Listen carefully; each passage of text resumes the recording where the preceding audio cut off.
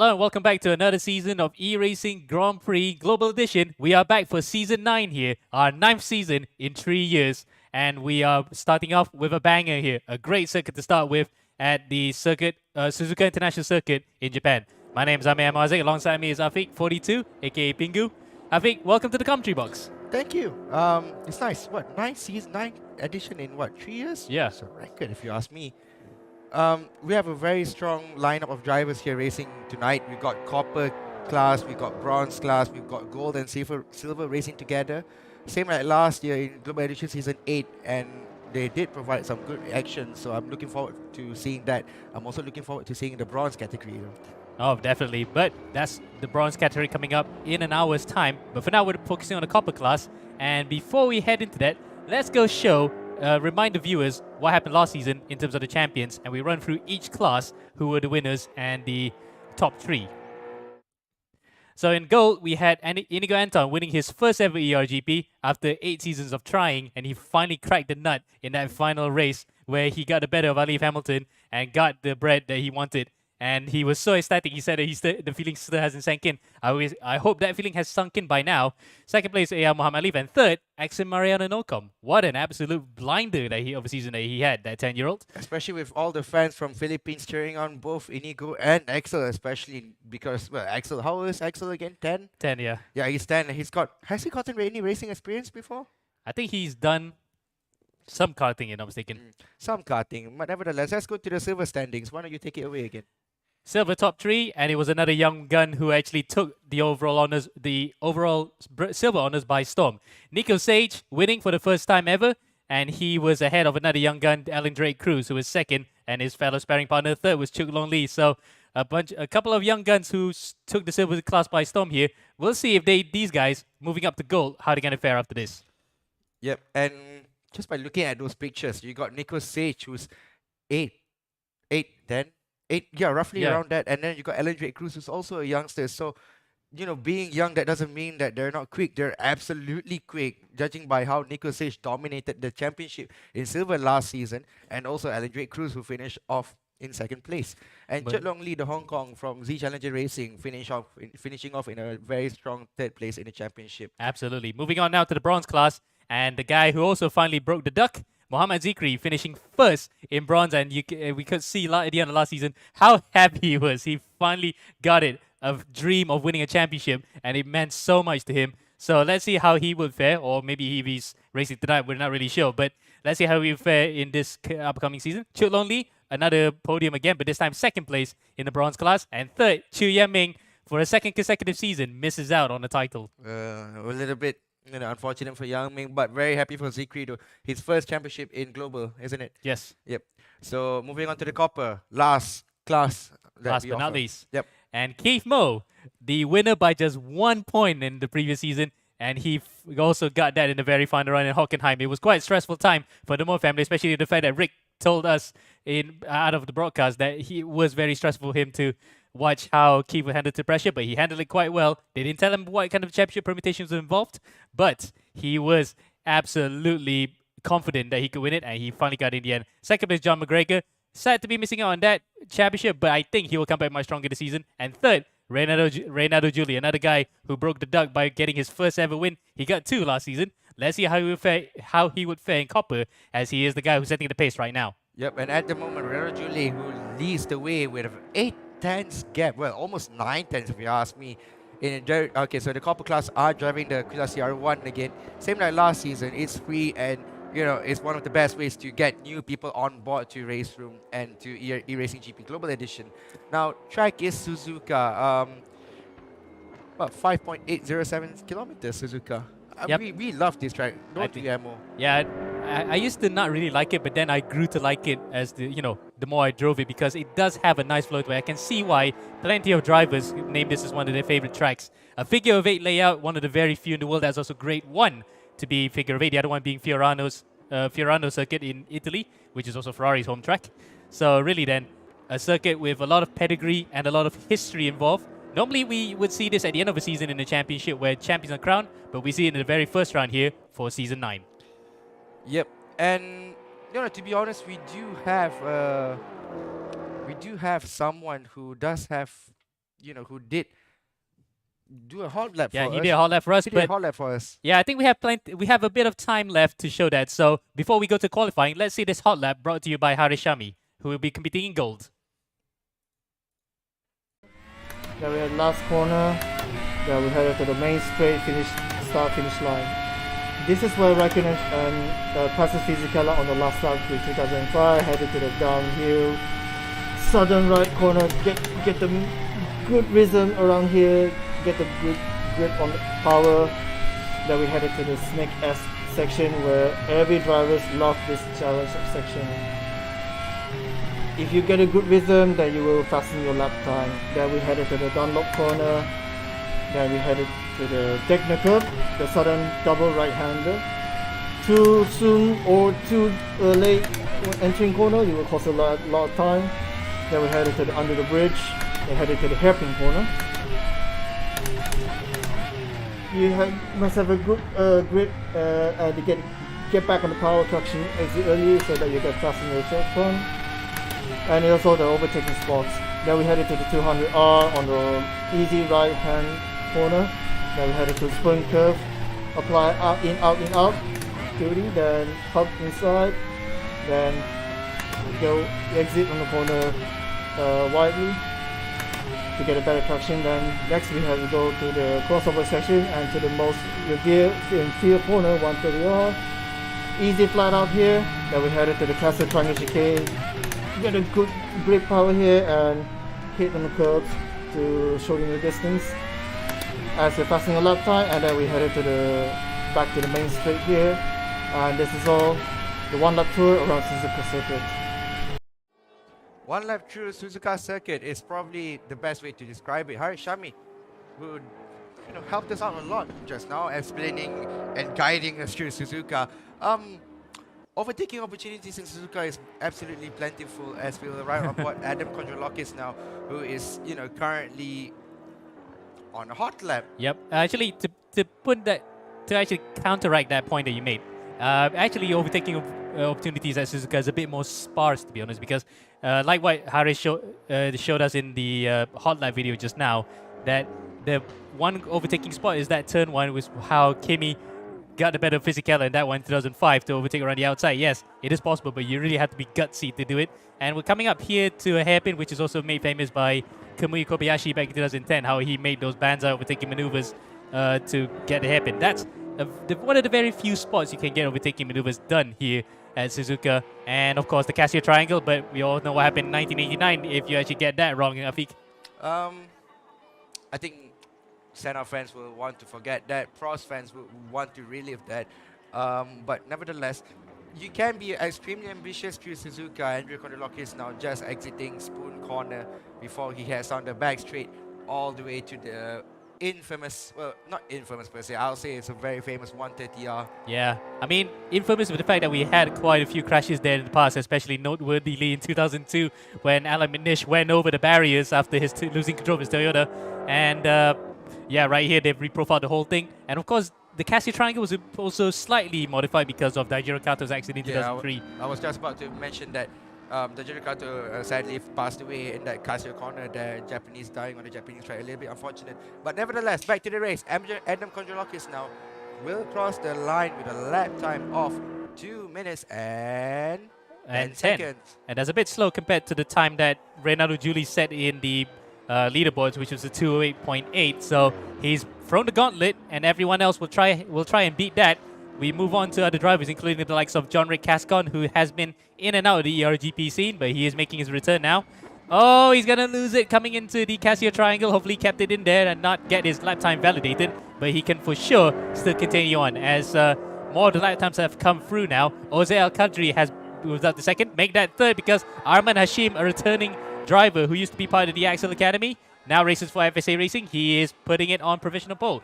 In fact, it's a 2:10.2, so just about a whisker under a 10th off in front of Edward Kondrolakis, with Jose Al-Qadri in third, 2/10 behind pole setter Hashim, with Ricky Satria making his debut in the RGP as well. He's in fourth, 6/10 of a second behind.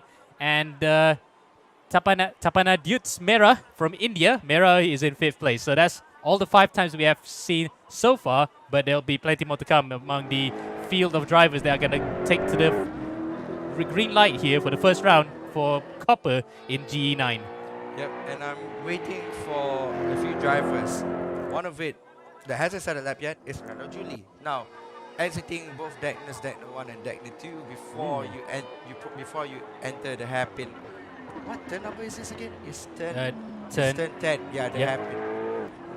Turn 10 to turn 11. Turn 11 the hairpin now. 4/10 of a second up. And this is, I think, his first lap because he has not set a proper lap time so far. So coming up now to the spoon curve. Where is he going to be in terms of lap time? Where is he going to break that second timing beam? Because he is one of the guys to watch. We picked up behind the scenes of who's the guys to watch. I personally picked up Ronaldo Julie to be the one here because he is one of the main contenders in the championship last season. And he had a great run last time. Finally broke the duck getting his first win. He got 2 in that last season. Where is he going to stand here this time, Afiq? Knowing that John McGregor is not in the championship at the moment, I'll probably say Ronaldo Julie as well. And proving point there. A second up through sector 2. Coming up to 130R into the Casio triangle. Would this be pole position for Ronaldo Julie? Is looking good right now. And tell you what, he might just be able to be smashing that lap time and of course improve on the qualifying lap time that he set in the leaderboard. Across the line now, coming up to the start finish line. This would definitely be provisional pole, but by how much faster? 2:08.7. He actually bettered that lap time. 2:08.8 was his leaderboard time. 2:08.7, Afiq. And the gap between him and Ozai Al-Qadri is 1.012 seconds. Wow, that is absolutely smashed it out of the ballpark. It's almost like baseball in Japan, where everyone loves to play baseball. He has set a home run there. So there you go. The first ever qualifying session this season for the Copper class in Global Edition 9, and it belongs to Ronaldo Julie, the first 5 points of the season. Ozai Al-Qadri in second. Nasrul Ashraf Nasruddin in third place for the first of the FSA Racing cars with his teammate Ahmad Hashim in fourth. And fifth place, Edward Conjoloches, as we are waiting for more of the times to come in because we have more than about the drivers that we see on screen right now, 9 of them. So waiting for them to come in, but for now at least, Ronaldo Julie looking good, Afiq. Yep, Ronaldo Julie looking really comfortable. Now, I'm not going to say anything about it. I've done a commentator curse last season in Global Edition Season 8. Why not we, say who's going to be in contention to fight for the podium? Because, look, it's a Malaysian 2nd, 3rd, 4th and 5th on the grid. Yep. The Malaysian contingent behind the sole Indonesian up in front. When we're not going to put any football analogies here. I know you're smiling about it. You want to put a football analogy. Nah. Because recently, of course, if you watch the Asia Cup qualifiers, Malaysia and Indonesia both qualified, but the 2 of the worst nations ranked in terms of FIFA rankings. But in terms of ERGP right now, 2 of the best at the moment. And the Nations Cup, of course, Malaysia ought to want to defend it after winning for the last 4 seasons in a row. And I was thinking after Philippines were winning in the first 3. But now, the real business is about to begin. 20 seconds to go here for the start of the first ever race of the season in Global Edition 9 as we are now on the grid here. Drivers have lined up, waiting for the red lights to come onto the screen. And when they go out, Global Edition 9 will be underway for sure. As the countdown now goes up to 0, waiting for the lights to come on. All 11 cars on the grid here, waiting for the 5 lights to illuminate on the gantry. And when they go out, Global Edition 9 is well and truly... Wait for it. And we are underway at last for Global Edition 9 in Copper class to start this season. And it's a good start there for Ronaldo Julie. He's got the jump on Ozai Al-Qadri. Ozai still side by side with him. Who's going to get a whole shot through turn 1? Oh, that's a close one there. Ronaldo Julie just about cuts across the nose of Ozai Al-Qadri and maintains pole position as the driver for the Sakapath Racing Academy takes the lead with Ozai second and Nasrul Ashraf Nasruddin in third. Yep, and Nasrul Ashraf Nasruddin in third. So a little bit of a bad start by Adam Konjolokis and Adrian Ahmed there. The Indian of Mera jumping to P4 overall. So it's a very good start for Mera. And it's a beautiful start for Ronaldo Julie. Almost collecting Ozai Al-Qadri there. A little bit of Senna and Prost back from 1990.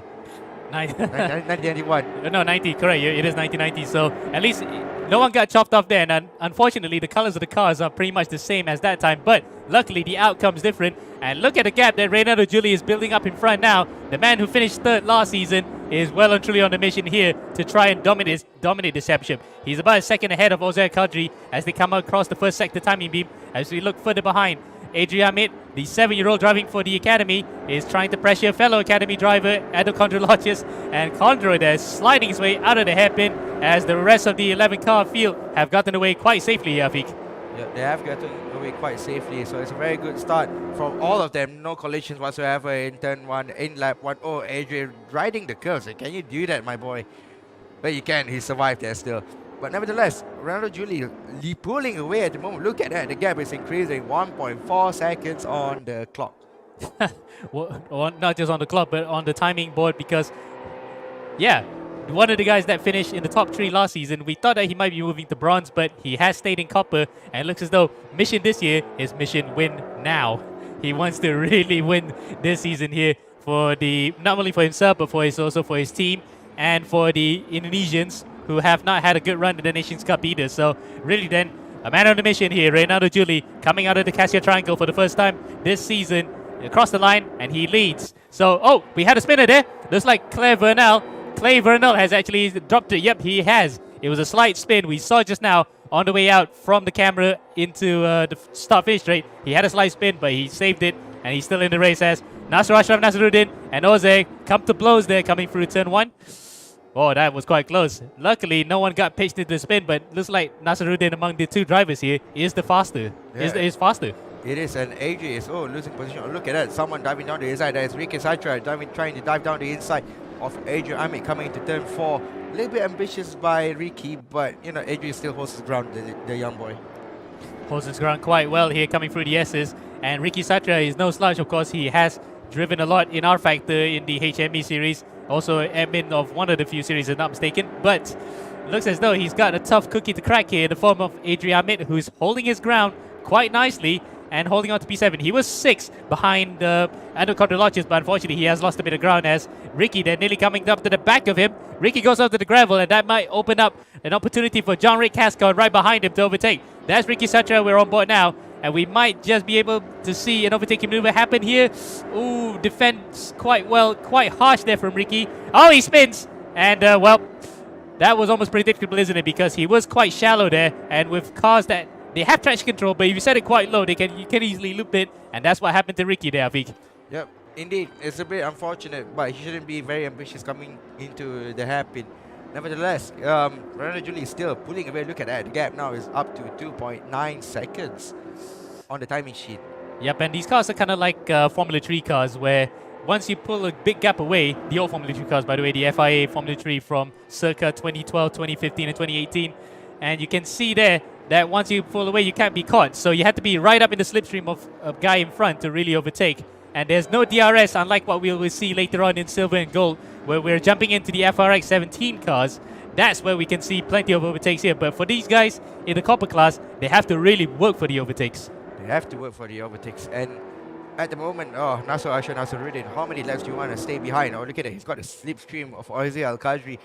Will he be close enough to overtake him down the inside coming to turn 1? Not this no, time. it's not this lap. And he tried right the outside a few laps ago, remember, because they went off into the corrugations on the outside of turn 1. Luckily, no such incident like a spin or someone being pitched into a spin happened there. But you have a feeling that if these two were to collide, then Mera in 4th place might just be able to sneak in and just get his first ever podium in the first ever race that he's competing here in the RGP. And one of the very few Indians that we ever had in the series, I think. Yep, will be a very good experience for Tapanadiut Mehra. Hope I pronounced that right. That's to finish on the podium on his debut race in the RGP Global Edition Season 9, the copper category. Meanwhile, we're watching on board still Nasser Ashraf Nasruddin trying to find his way past Oze Al-Qadri and still can't find a way past, can he? No, he can't. And Oze also another driver who we wanted to keep an eye out for because this is his 2nd ever season. A sophomore driver, if you will, in the RGP. Did well last season for himself to get a few points here and there, but well, how happy he would be to get a podium in his for the first time out in the first round of the season. I'll be ecstatic, especially if it's my first round ever in any sim racing event.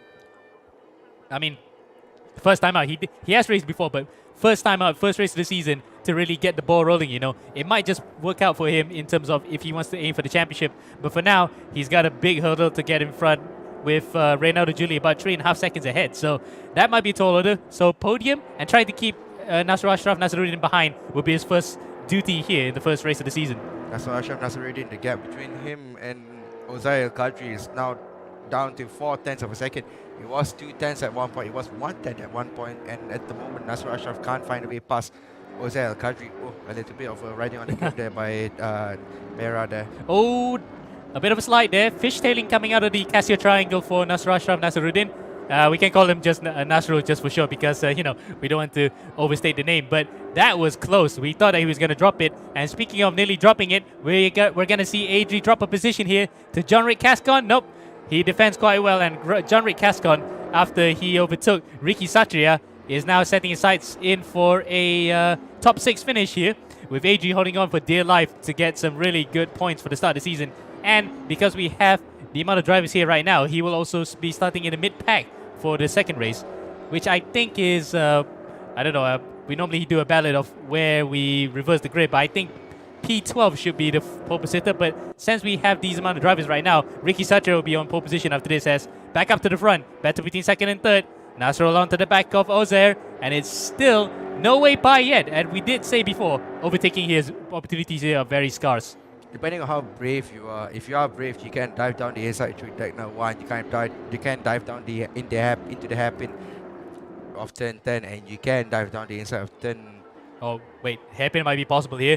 Is Nasrul gonna think about it? Jose goes narrow, Defensive. very defensive. He nearly outbraked himself, but covers to the outside, and then he manages to hold on to second place just for now. But Nasrul then, looking really, really antsy right now. He really wants to get a move on here to overtake Oze so that he can stand a chance of challenging Reynaldo Juli, as we are now halfway through the first race of the season here for Global Edition 9 in the Copper class. Yep, and at the moment, the gap between him and Oze Al-Qadri is now up to 4.2 seconds. So while Oze Al-Qadri is battling it out with Nasser Ashraf Nasruddin, Oze Al-Qadri is the biggest winner here at the moment. 4.3 seconds is now the gap between him and Oze. 0.7 of a second between Oze and Nasrul. And with these two fighting, they have actually brought in Mera and Arman Hashim. So it's going to be a four-way battle for the rostrum here between 4 different drivers in 3 separate teams here. Oh, in fact, make that, yeah, because Nasrul and Arman are part of the same team, FSA Racing, while Mera, the newcomer, he will be in the sandwich among those two. So really then, 2 drivers who are going to be watching out their mirrors because they got each driver right behind them catching up fast. Yep, and Arman Hashim, posting a best lap of a 2:09, and he is one of the quickest out of the 3 in front of him. Oze is slower, Nasrul is slower, Mera is slower. Only Reynaldo Juli has set the quickest lap. You're right there to point that out because fastest lap also awards points. Remember, 2 points for fastest lap to be exact. So 209.4 is the fastest lap time by Reynaldo Juli. That's the barometer as we're looking at the battle between Adri Ahmed and John-Rick Casca. Looks like Adri has not been setting the lap times on fire, that's for sure. 2:12. He's a clear 3 seconds behind, almost 3 seconds behind what lap time Juli is setting. But he's still holding on to that top 6 position, and he's going to score some valuable points to start off the season. Yep. As now, coming through the diagonals, we go back up to the front here. The battle for second. As Oze runs deep, so does Nasrul Ashraf Nasruddin. And I think Mera as well, because they were trying to follow those drive. I think some of those drivers were following under sympathy there. As Mera now under severe pressure from Arman Hashim. So Arman then will try to dive one on the inside at the spoon curb. Looks as though that overtaking maneuver may not be possible, as Mera now holds on to the inside and prevents Arman from overtaking for the time being. Armando pressuring. Also, John-Rick Cascon also pressuring Adri Ahmed. The gap now 0.2 of a second. Look at that. John-Rick Cascon getting closer and closer and closer. Coming to spoon. And hopefully, there you go. John-Rick Cascon, a little bit of archie-bachi there between Adri Ahmed and John-Rick Cascon himself. Continuing the archie-bachi. Adri still stays ahead of John-Rick. Wow, that was a close collision there. And the fact that I know for a fact that Cascon can really put his elbows out when he really needs to, while Adri might just be subjected to the first time ever some really hard driving. But to be honest, that was quite fair because at least they didn't shove each other out quite completely. You know, certain drivers will definitely try to squeeze you out onto the grass and force you into an accident or force you to back out. So in that particular instance, both those drivers at least kept it quite respectful. It's very respectful, especially for John Rick Cascon. I mean, a lot of archie-barchie there coming out of spoon curve, and managing to staying ahead of John Rick Cascon and Adrian. I mean, it's very impressive. Yeah, indeed. And the fact that the battle is still on, in essence, because there's only about 0.8 of a second separating them when they cross the line, as Adrian nearly loses it there. We need to go back up to the battle for fourth place right now.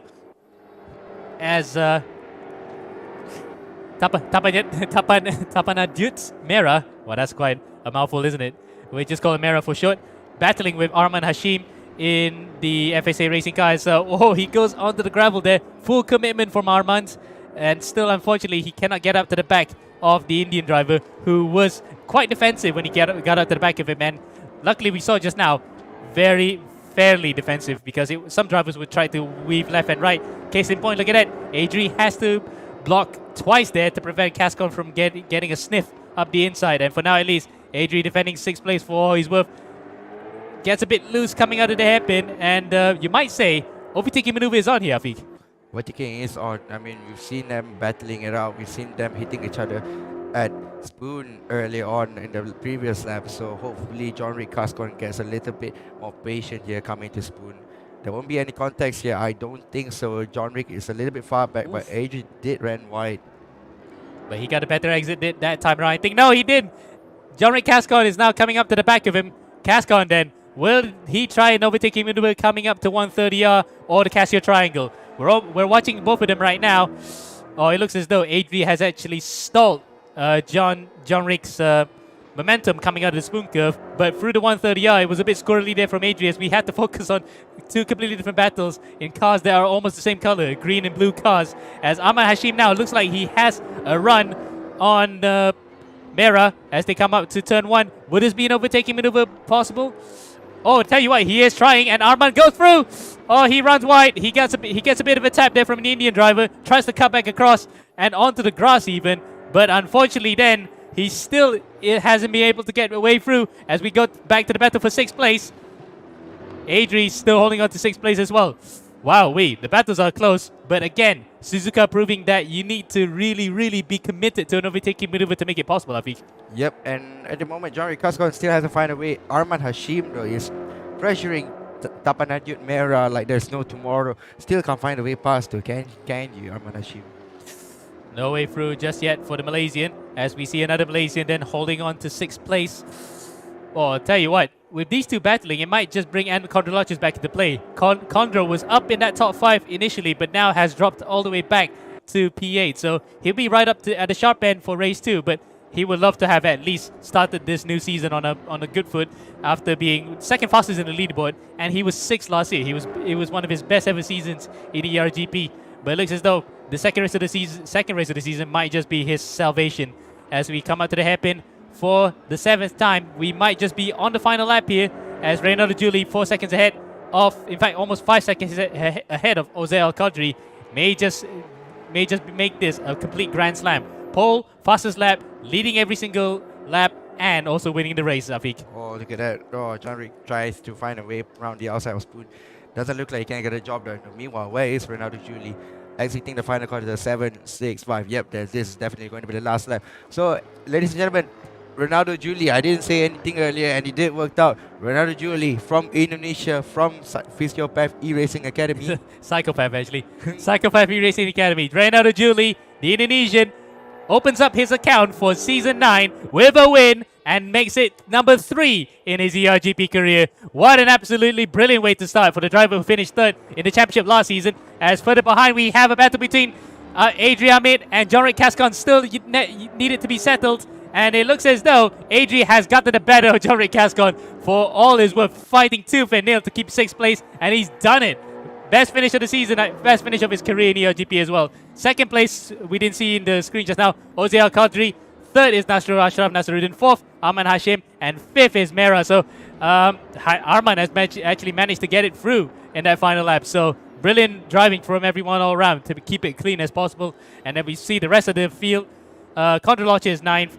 8th. 9th is Ricky Satya here on his debut. 10th, Clay Vernal. And 11th, Ronald Horn. And that's the top 11 that we have in this race. And, well, unfortunately, we don't have enough time to interview between the races. But, I think, what do you think of that first race? It was interesting. It was definitely interesting. I'm not saying that it couldn't be better, it couldn't be worse. It was a very, very, very excellent result from Renault Julie from Suzuka E-Racing Academy. Fastest lap of a 209.456. So that answers it, I guess. 4.66, and the fact that he has actually really thrown the gauntlet here. He really wants to prove something here. He wants to win the championship, and you know what? The first few steps he's done so have actually come to fruition. He has taken the fastest lap alongside the win and pole position, and of course every single lap. So, in all honesty, that is the Grand Slam, Afiq. That is the Grand Slam. And at the moment, I honestly think that it's going to be a very interesting race for race 2. It is a reverse grid nonetheless. So it's definitely going to be a lot more interesting than it already is. Indeed. And, well, we're waiting for the server to reset. So I think, Afiq, we might just be able to go to a slight commercial break before we come back to it. So be right back, folks.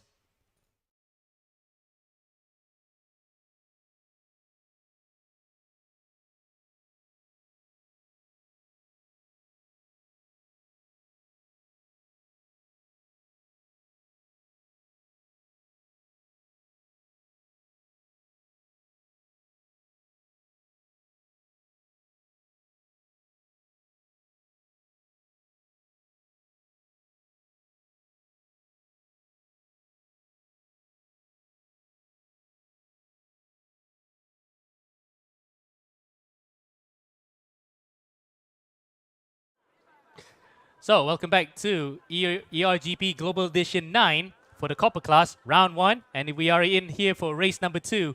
And it looks as though the field is set here for what should be an interesting race, because we always have these kind of fast-paced, frenetic action when we have the reverse grid. So, unfortunately, we don't have enough time to have analysis on that.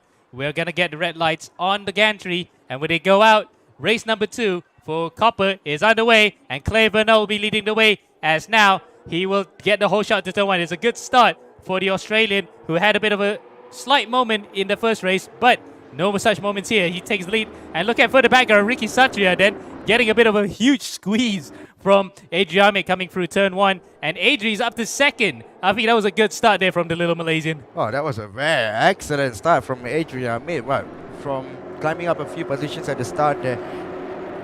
Honestly, Mera also had a very good start. Oh, we have an off. Could be Ricky Satria. No, that was Mera. That was Mera going off slightly. And he goes off big time here into the infield. And that will send him back a few positions. So we come to expect that, Afiq. A reverse grid that could even have anything possible happen, because the drivers who are faster are starting further behind. And they have to claw their way back up to the front. Indeed. And at the moment, Ahmad Hashim is trying to hold his way from Mera, who had a terrible start, had a few offs, trying to find a way past Arman Hashim, but Arman Hashim holding his ground. Meanwhile, Condro diving down the inside into turn 10. Will he get the job done on Nasr Ashar Nasruddin from FSA Racing? Yes, he does. Yes, he does. And he gets it up to P4. And can you imagine for Mera and Hashim, they've been inseparable this first round, because they were fighting it all the way for P5 at the first race. That turned to P4 later on.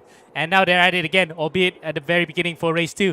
As Nasro looks up the inside of Condro. Looks as though he has not made a mistake. Oh! They've actually spun! So Nasro Ashraf Nasruddin is facing the wrong way at the spoon curve here. Where did Condor Lodges go? Oh, Condor Lodges also might have been involved there. Yep, he was. And a few other drivers involved, including Renato Julie, the first race winner. He's got all of it to do here for race number 2, Afiq.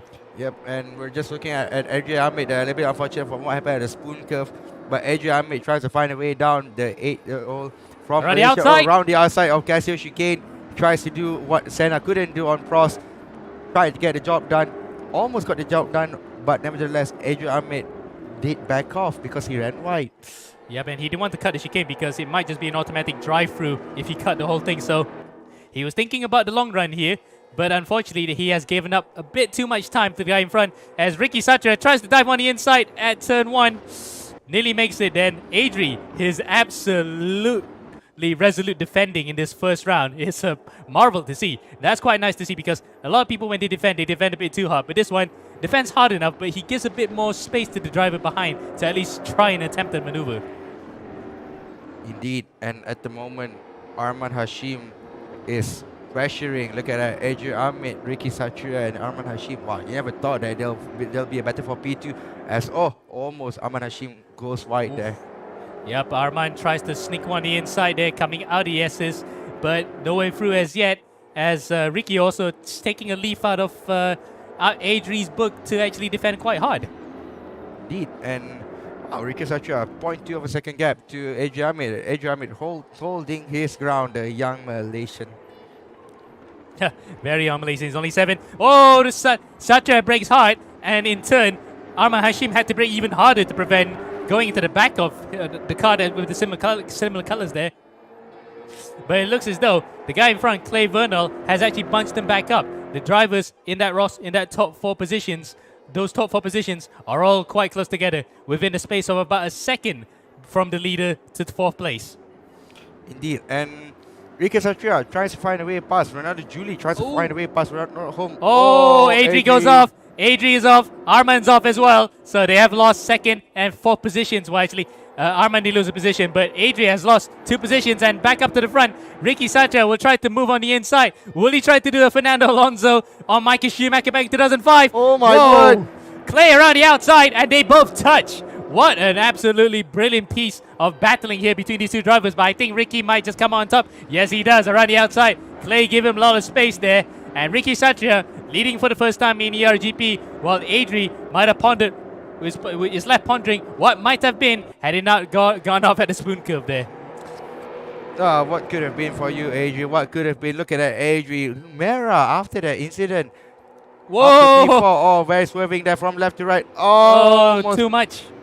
That was too much defending there from Adri. I think he may be incurring the wrath of Tapana Diut's Mera in the steward's room after this, because that was quite aggressive defending there. I did say just now it was hard defending, but this one is very aggressive defending from Adri. So I think that off earlier in the previous lap might just be a bit of a wake-up call for him to actually drive as hard as possible now.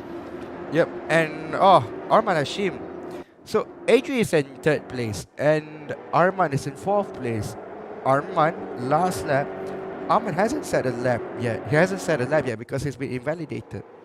Yep.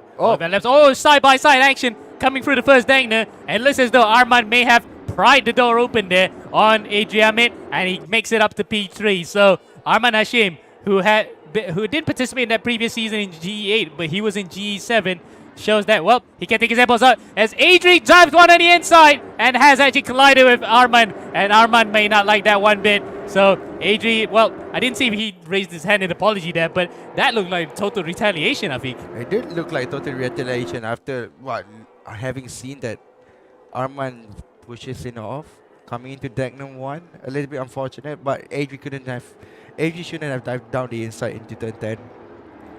But tell you what, at least for Arman, as Arman now pushes Mera out of the way to get up to P4. It looks like he has actually taken also another leaf out of Adri's book to try and shove someone out of the way there. So I guess he has the fire in his belly now well and truly lit to get up to the podium, and indeed up to higher than 3rd place, because Clay Vernal is not that far up the road. Meanwhile, Ricky Satria is making a beeline for it as they come up to the chicane now. Whoa, Arman dives one on the inside. Oh, that's actually almost a wacky racist stuff. He tried to do a Dick Dastardly there. But it looks like he tried to dive down the inside, not on the racing line, not on the track itself, because his 4 tires were outside of the track. But they're still going at it, aren't they? Adrian Ahmed and Arman. Indeed. And, well, I guess you want to say NASCAR-style revenge. There you go. Arman says, take that. I'll take that position back. Thank you very much. P3 is back to Arman Hashim's hands. Or is it? Because Adri fights it out around the outside, which would turn to the inside here in the SS. Oh, they've hit each other. And Adri will now be sent to a spin. A half spin. And Ozer becomes a collateral there. He's smacked into the wall. Ozer, let's hope he gets moving again. Yes, he does get moving. Very unfortunate there for Ozer. Very unfortunate there. Shouldn't have been coming together. And Arman forces himself off.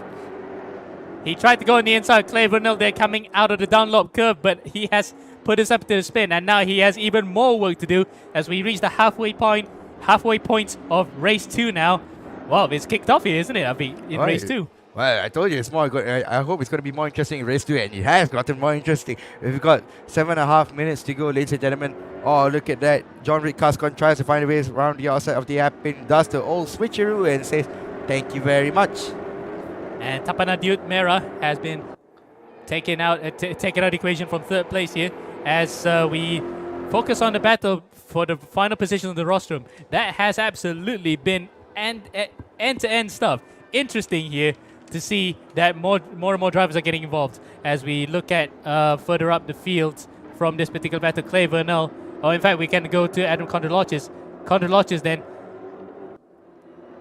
recovering from what was a disastrous first race after he got spun out. We didn't see that, unfortunately. Onto 130R now. Will he try one onto the inside, coming up to the Casio Triangle? We'll wait and see. Through 130R. Will anybody try a maneuver here, coming up to the famous Casio Chicane, or the Casio Triangle as it's also called? Oh, I'll tell you what, I think further behind, looks like Reynaldo Julie might just be able to send one on the inside. He was thinking about it, and nope, he didn't find a way past Adri, but he is surely close. In fact, a lot of drivers who were involved in that little scuffle coming up through the S's are now trying to do the recovery drive, including the likes of Jose Alcodri, who's right out the back of Ronald Horn as we go further up in front. Tapanadiut Mera into turn 1, fighting with John-Rick Cascon now, who's up into 3rd place, with Condrolochis behind in 5th place then. A bit of a sandwich between these drivers. Tough call here to decide who's going to get the podium. Clay Vernell then, who was leader at one point before he got overtaken by Ricky Satra, brilliantly around the outside at the chicane in the Casio Triangle.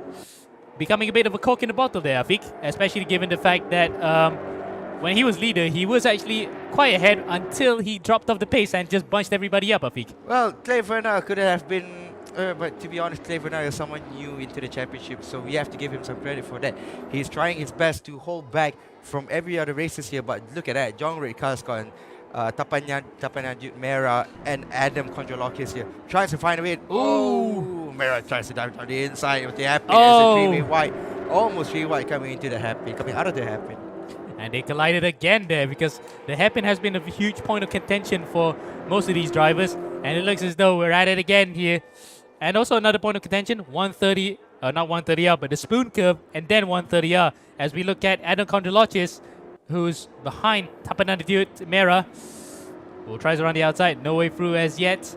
But Mera then has a bit of a momentum now, trying to overtake John-Rick Cascon for 3rd place. Well, to be honest, John-Rick Cascon, we know how hard he can defend. We know how good he can defend. Question is, how good can... Oh, Mera tries to find a way down the inside, coming into 130R. Ooh. So close. Some of these guys are so brave to send it up the inside 130 or even around the outside, which in Casio. turn... Yeah, Casio Triangle. Oh, that's a collision there between Cascon and Mera, which of course opens up the opportunity. And in fact, Mera's been sent out of the race. He is out of it along with Adrian Amit. So both of those guys who were involved in the wars throughout the entire race have been sent out due to exceeding collision penalties. So I guess they had to come back next week then to fight it out again. As Clay Vernell then hangs it on the inside. Another driver who's willing to do the elbows out to defend his position there, I think. Yep, and God, what can you do? Conjo trying to find a way past Nasruddin, but can't find his way.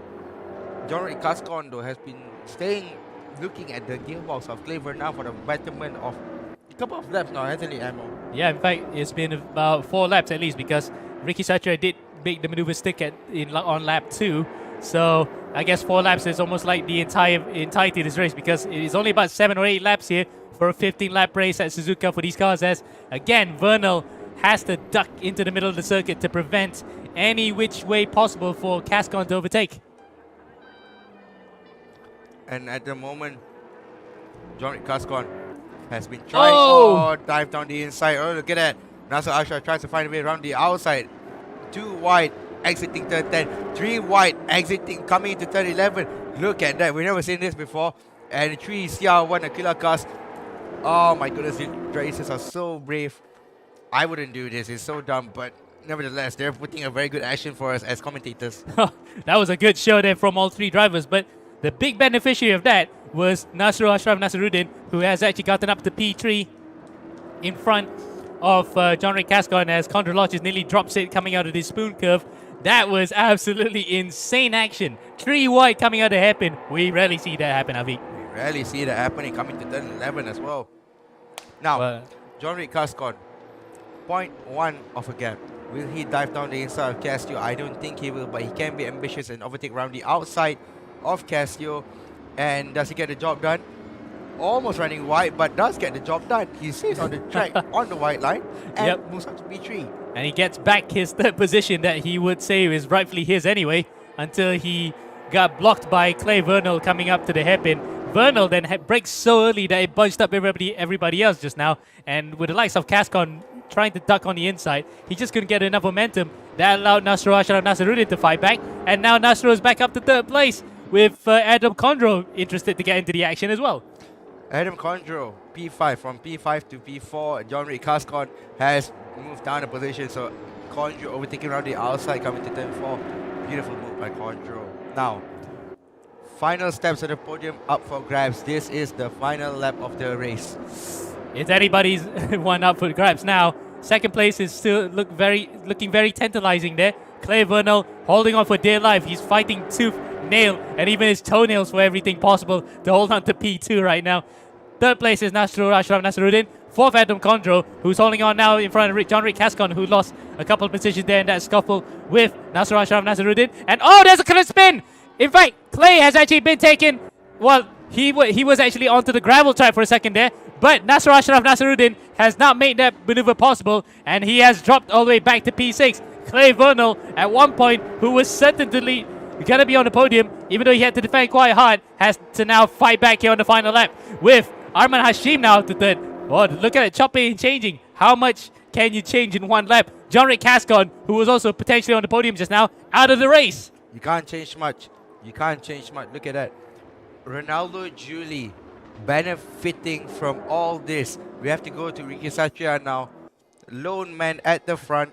Almost a 10-second gap to Adam Konchalokis in P2, while all the battle is happening in P2. All the way for the final start of the podium, Ricky Satria is pulling away and will exit Casio chicane. Out of the Casio triangle for the final time then, an Indonesian who has been very good in R Factor 2 in certain other leagues, but right now he has proven his mantle here in Race Room as he now comes across the line to take victory for the first time ever in ERGP Global Edition. And he takes a victory here in Global Edition 9 for the Copper class. As second place and third place is still up for grabs here. Side by side across the line between Adam Condrolochius and Renato Julie. Who's going to get it? It looks like it's Condro as Clay Vernal spins it across the line there. Second place, Arman Hashim. What a brilliant drive for the former Academy driver who's now FSA Racing's prime driver in the Copper class here. Second for Arman and third for Condro. What a finish with the fastest lap going to Renato Julie, Afik. Fastest lap does go to Ronaldo Julie. Oh my goodness.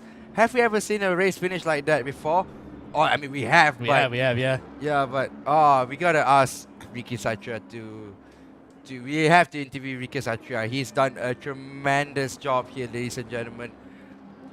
So, as it stands, Ricky Satria finishes the race in P1, followed up by Arman Hashim for FSA Racing in P2, and Adam Konchalokis from the Academy after the almost a dead heat finish onto the line with Ronaldo Julie in P4. Yep. So, we'll now have an interview with Ricky Satria. I hope Ricky can hear us. Ricky, audio check. Ricky, can you hear us? I think he's still trying to get the audio sorted, but I think he might be able to hear us right now at the moment. So, bear with us on this. Hello? Ah, yes, there we go. Hello. Sound captured clear. So, Ricky, well done on your first ever win in the RGP. Oh, we can't hear him anymore. Oh, hang on. I think he's still working out the kinks on that one, but we will get through to him. Can you hear us? So unfortunately, we can't hear Ricky Satria, but I'm guessing after being interviewed by him, it was a very, very, very excellent Excellent race by Ricky. We'll wait and see what will happen though. In the meantime, we'll go for a very quick. We'll go for a 5-minute commercial break, but we'll be right back for the bronze action in ERGP Global Edition Season 9.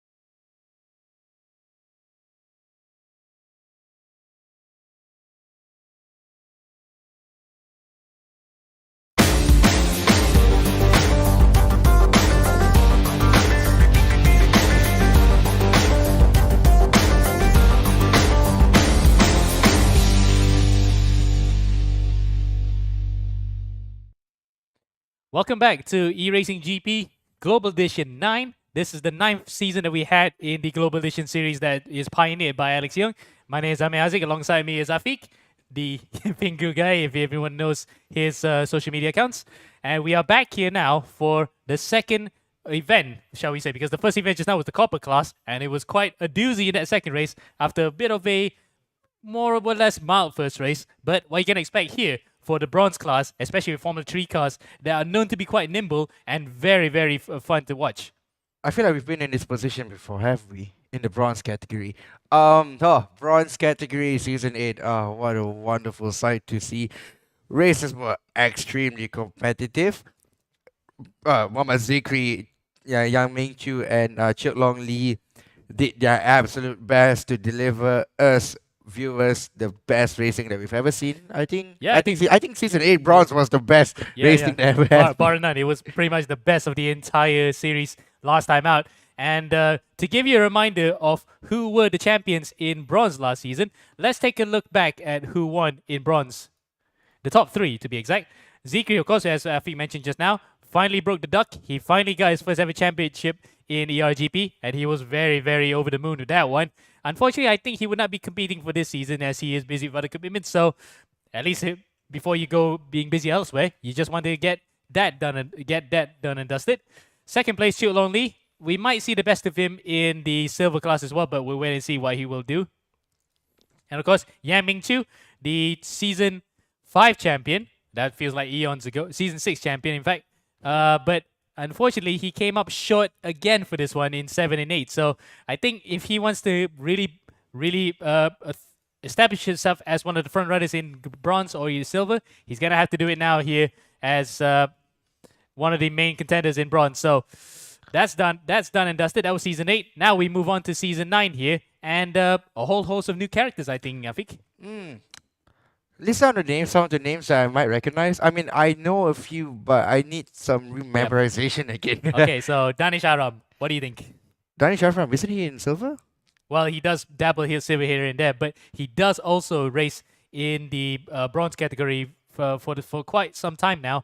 And yeah, he was one of the drivers that we thought may ace the championship in bronze, but he has not been able to grasp that just yet as we now head on to the action here in Suzuka. Currently, Nazir Azman, who is actually in the provisional fastest time in practice. But again, this practice is one thing, but we're waiting to see in the qualifying session whether or not the pace is actually being translated, Afiq. Pace actually has been translated. I would say yes. Now, Nazir Azman, Kelvin Pao, Zikri is not in bronze anymore, is he? I think it's upgraded to silver. Never mind. Zikri is not in bronze. We have Nazir Azman from Team Rising Line. Zikri is not in bronze. We have Kelvin Pao, who will be partnering Nazir Azman in Team Rising Line as well.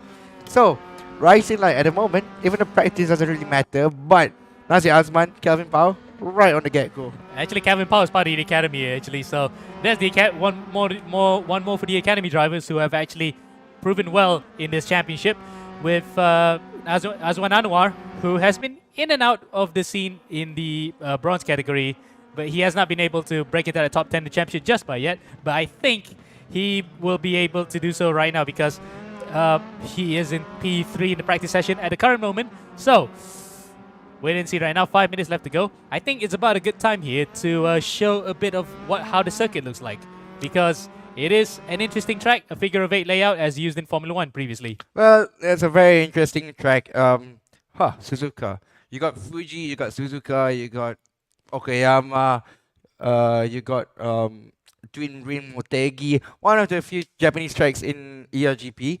But Suzuka is also one of my favorite in Asia, at least. You got Sepang, you got Mandalika, which is very fun to drive. You got Suzuka as well, Fuji as well. But Suzuka, the best Japanese track for me. Yep. 5.807 kilometers.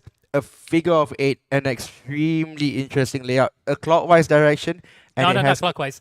It's actually figure of 8. Because of the figure 8 layout, it does go both directions anyway. Oh, well. And one of the very few circuits in the world where it's a figure of 8 layout, but it's Grade 1 certified for Formula 1 action. And that includes the other one being Fiorano, but of course, Fiorano is Ferrari's home test track. But before we go straight back into the practice session, let's see a hot lap by Harishami around the Suzuka circuit. Then we had last corner. Then we headed to the main straight, finished start-finish line. This is where Raikkonen and passes Suzuka on the last lap to 2005, headed to the downhill. Southern right corner, get the good rhythm around here, get the good grip on the power. Then we headed to the Snake S section where every drivers love this challenge section. If you get a good rhythm, then you will fasten your lap time. Then we headed to the Dunlop corner. Then we headed to the Degner curve, the southern double right-hander. Too soon or too late entering corner, you will cost a lot of time. Then we headed to the under the bridge. Then headed to the hairpin corner. You must have a good grip to get back on the power traction exit early so that you get fasten your checkpoint. And also the overtaking spots. Then we headed to the 200R on the easy right hand corner. Then we headed to the sprint curve. Apply out, in, out, 30. Then hop inside. Then go exit on the corner widely to get a better traction. Then next we have to go to the crossover section and to the most revered in field corner 130R. Easy flat out here. Then we headed to the Castle Triangle chicane. Get a good grip power here and hit on the curves to shorten the distance as we're passing a lap time, and then we headed to the back to the main straight here, and this is all the one lap tour around Suzuka circuit. One lap around Suzuka circuit brought to you by Shami. Thank you so much for the hot lap. And also, thank you to Haris. Thank you to our sponsors. Royal Selangor for being our sponsor. Life Apparel, who... Well, no, we're not wearing this. but we are wearing... But Life Apparel for making these awesome shirts, Axel shirts. Axel Sports, obviously. X-Park Sunway, who has provided us with an excellent facility that the Academy is based in. And Race Room for providing us a very great platform to, host eRacing Global. Yep. For ERGP Global Edition that we have had for the last 9 seasons, and including the fact we also had a few other national editions, including the Philippines and Indonesia in the past. So thank you to all the sponsors involved, who without them, all this would not be possible. And now, we have about a minute and a half left to go here in the practice session before we go to qualifying proper. Any predictions are right now, I think, based on the practice phase so far? I wouldn't give any predictions. If you ask me, I wouldn't give any predictions. Why? Well, as I was turning the camera on to Kelvin Pao, he accidentally spun coming into turn 10. As I said, I wouldn't give any prediction. How many drivers are there tonight? 17? We got 17, yeah. Got 17. It's a bump. It's quite a good grid, actually. It's a good grid of cars. It's a very good grid. So let's run through them. You got Nazir Asman. You got Arfram, who's currently in the pits. You got Kelvin Pao from Team Rising Light itself. And you have Academy. Academy. Then you have Azwan Anwar. So, a few of these drivers, Roy Noma Chris Chong, who we've seen for the first time this year, and Abdul Yazid Razak. Yep, and we have quite a few drivers who are seasoned veterans, we might safely say, in the bronze category. So we can safely say that the guys will know each other and how everyone will behave. But then again, when the red mist sets in and you're about to have adrenaline on a high, we're not sure what's going to happen. We saw that in the copper class just now, how some of the action really kicked off between certain drivers. So really then, we'll have to wait and see until that comes around. But for now, some seasoned drivers in this field, we might just see a really close qualifying session as some cars in this field. Smart is invincible at the moment. Well, you can hear him. You can hear him, but he's invisible. Abdi Aziz Razak though, so we got a few. Sharik Zulkarnain, who is Toyota Gazoo Racing Malaysia, who's racing in the Toyota Gazoo Racing Rookies Program Malaysia, has a race next weekend in Sepang for round 2 of the Toyota Velocity Challenge. No, it's for the not Velocity, sorry. The for TGR Festival, yes. Yep. But anyway, that aside, we are now heading into qualifying, and we are viewing. That's not Abdi Azir Razak actually. That is actually another car right behind him. Now that's Abdi Azir Razak. That could have been Keith Moe that we were looking at. But for now, we already had a lap around the circuit with Harishami. We might just be able to stay on board with certain drivers here to see how this circuit can be coagulating. Can we see an onboard view of Nazir Azman, because he was fastest in the qualifying in the free practice session just now. There we go. Well, on the nose cam, that looks almost like F1-ish, isn't it? Yeah, it does look like F1-ish. The old 2009 era F1 cam. Or 2004 for that matter. Yeah, Because 2004 for that matter. Oh well. through the S's, you can hear a bit of a slight lift there from Nazir. He tries to squeeze the power gently to bring the car up to full power just about here through the download curve, exiting the S's. And under the Degner curves after this, over the Degner curves, under the bridge, that will be the first sector timing beam. And we will say he is the fastest right now because he's actually one of the very first drivers to actually break the timing beam. Purple for now, but that will be the barometer because we're focusing on Nazir right now for the fact that he was one of the fastest drivers in free practice. Yep, and as it stands though, Kelvin Pao is the quickest at the moment, 46.418. We also have, we gotta stay on board Nazir Azman though. Nazir Azman, what can you do? Yep. Good old race engineer as well. He does race engineering for other teams outside of ERGP, and this will be one of the championships that probably Nazir has an opportunity to win for because some of the drivers in the bronze class previously have graduated now, have moved up to the silver class. This is a perfect opportunity for Nazir to take the championship by storm, as we saw in the other class as well. As now through Sector 2, it's purple for now. We'll wait and see until the times come rolling in whether or not this is actually the pace setter in this class.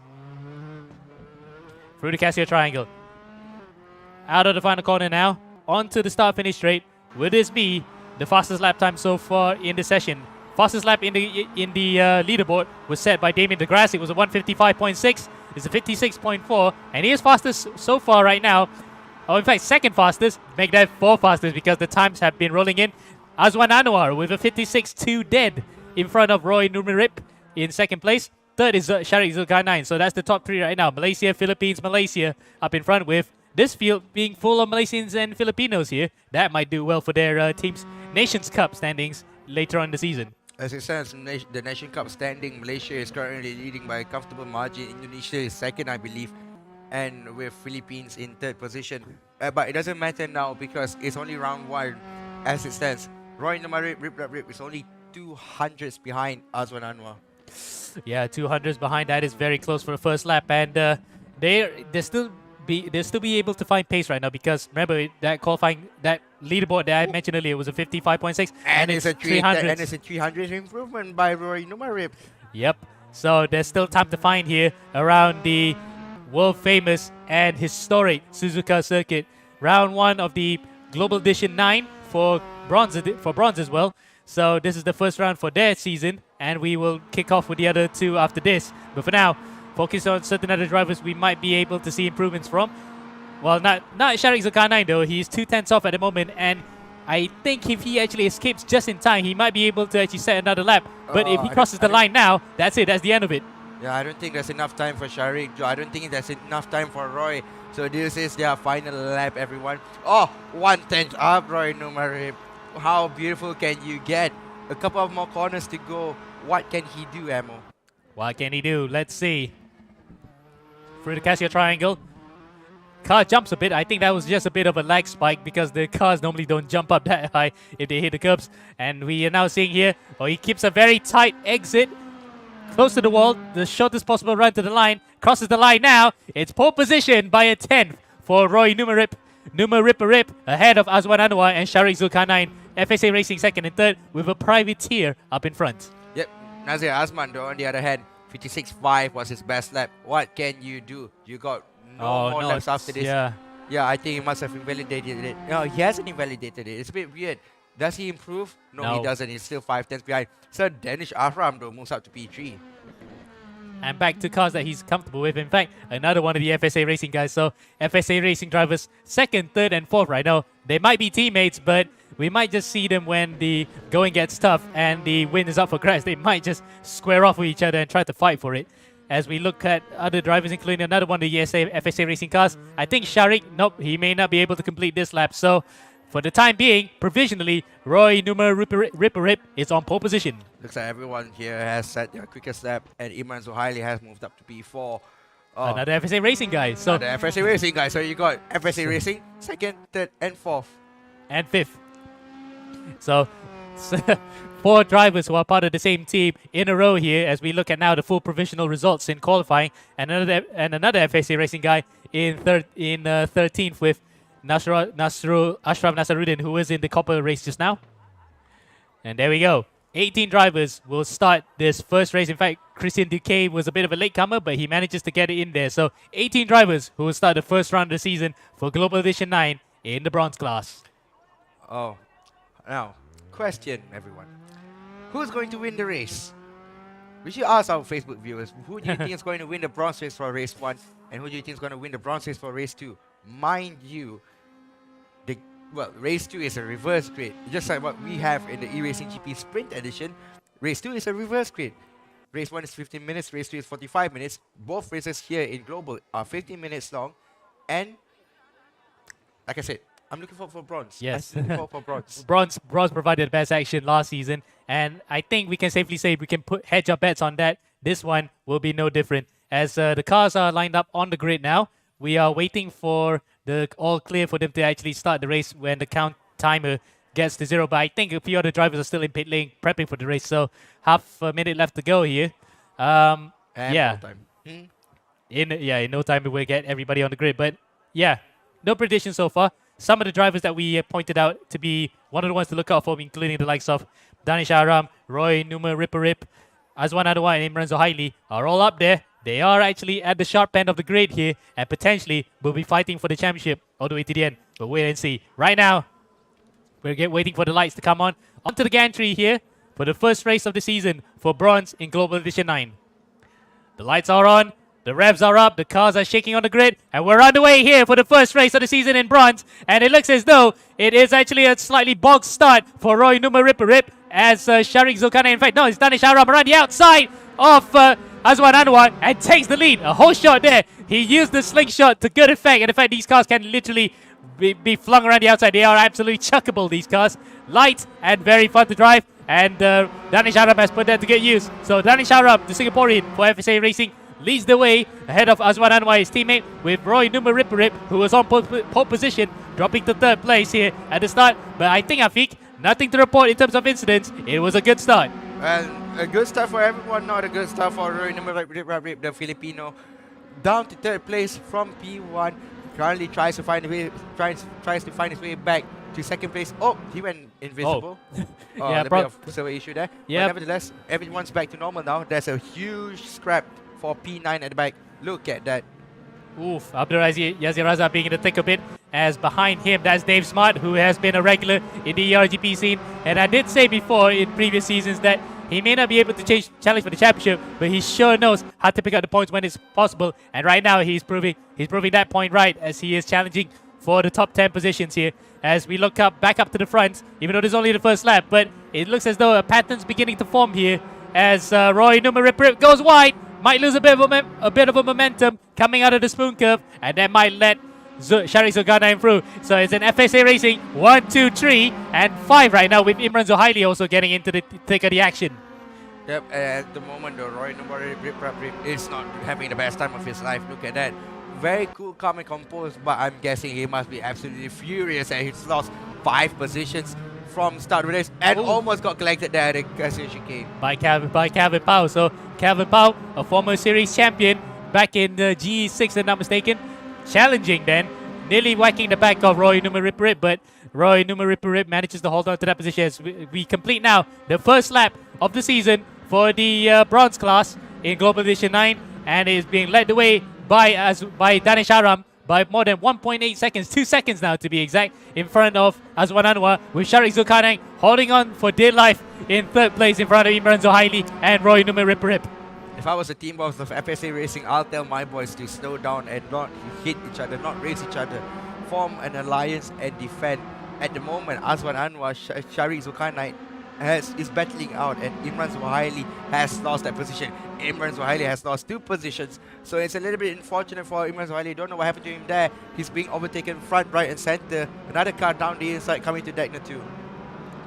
Calvin Pao then tries to pick it up. Oh, there's a car that's actually flipped. That looks like Abdul Yazir Raza. I think it is. Abdul Yazir Raza has taken a tumble coming out of the Degner curves. And these cars, I remember, are absolutely light. So I'm not surprised that it could flip, but that was a dramatic accident. FSA Racing teammates. His teammates involved in that one. So both FSA Racing cars have taken themselves out of the equation, and unfortunately, they'll be right at the back for race 2 if they finish where they are at the moment. But disaster then for 2 of those drivers in the FSA Racing squad. But meanwhile, further up in front, it's still a 1-2-3 for the FSA Racing boys, being led by Danish Shahram. Azwan Anwar has actually managed to fend off Sharik Zulkarnain for second place. Roy Numa Rip Rip, though, still on the recovery drive here. He wants to get back up to the rostrum. He does try to get back up on the rostrum. He tries to find a way past and tries to take back the lead.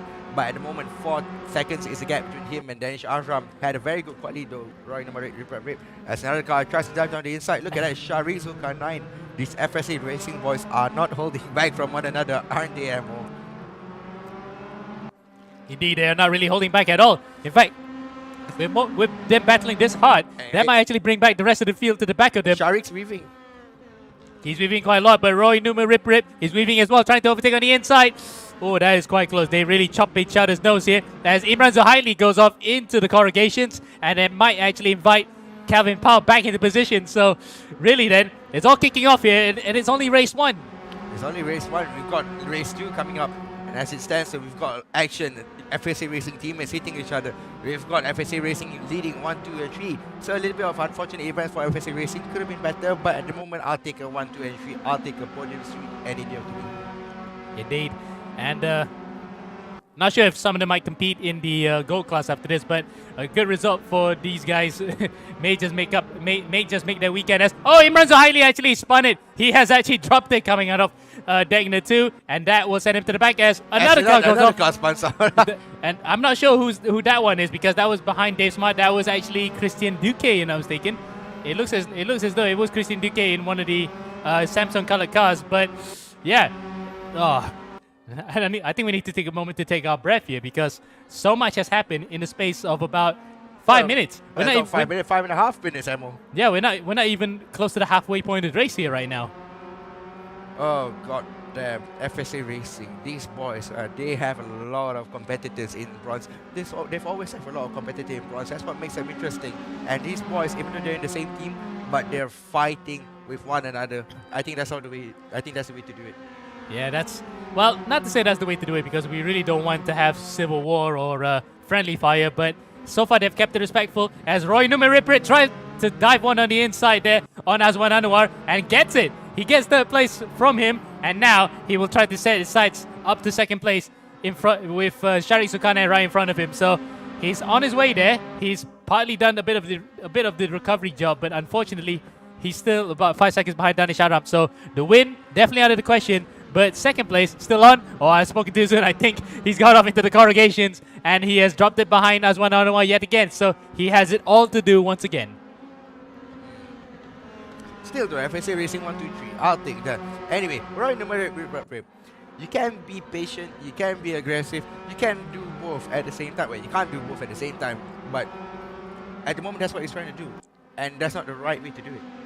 Yeah, it's not the right way to do it, especially the fact that despite having a team right in front of him who are, let's just put it very bluntly, they're racing hard. They just don't want to hold station right now. He has every opportunity to just try and overtake him, pick off one by one, but unfortunately, despite getting third place at one point, he dropped it behind him again. So really, then he has to bide his time here to get back onto the podium positions as Nazir Azman, who was fastest in free practice, qualifying P5 just now.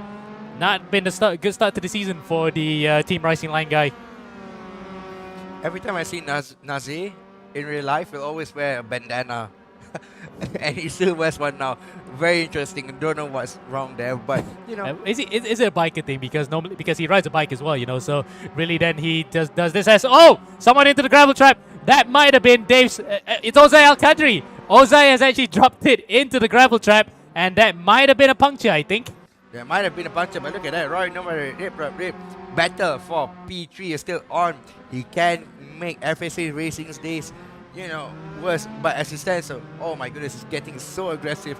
tries to find a way around the outside, coming to catch a triangle. Side by side between Roy Numa Rip Rip, and he did it last time out, the previous lap, to overtake third place away from Azwan Anwar. Azwan now has to play rear gunner for Sharik if he wants to hold on to a 1-2-3 for FSA Racing, as Imran Zohaili gets a stop and go penalty for overtaking the yellows. Server's a bit unstable for a second, don't mind that. The drivers are still driving fine, as Roy Numa Rip Rip still stays behind Azwan Anwar. Yep, and look at that. There's another battle. Oh, so close coming down the inside of turn 1. So close coming down the inside of turn 2. Chris Chong almost collecting Sherman saying there. Yep, and gets him around the outside then, so he got a better exit that time around to take away P10 away. And remember, the first race, the race 1 normally has points up to 15, so they can battle as high as they want, so long as they still maintain P15, you get points. While in the second race, top 10 only gets points, so really then, if you want to have a good position right now in the first race, you might try to stay as close as possible to at least the top 15 to stand a chance to be on pole position for the second race. Top 15, I think that's the way to do it. But look at that, we need to go back down. Young Keith Mo, hello.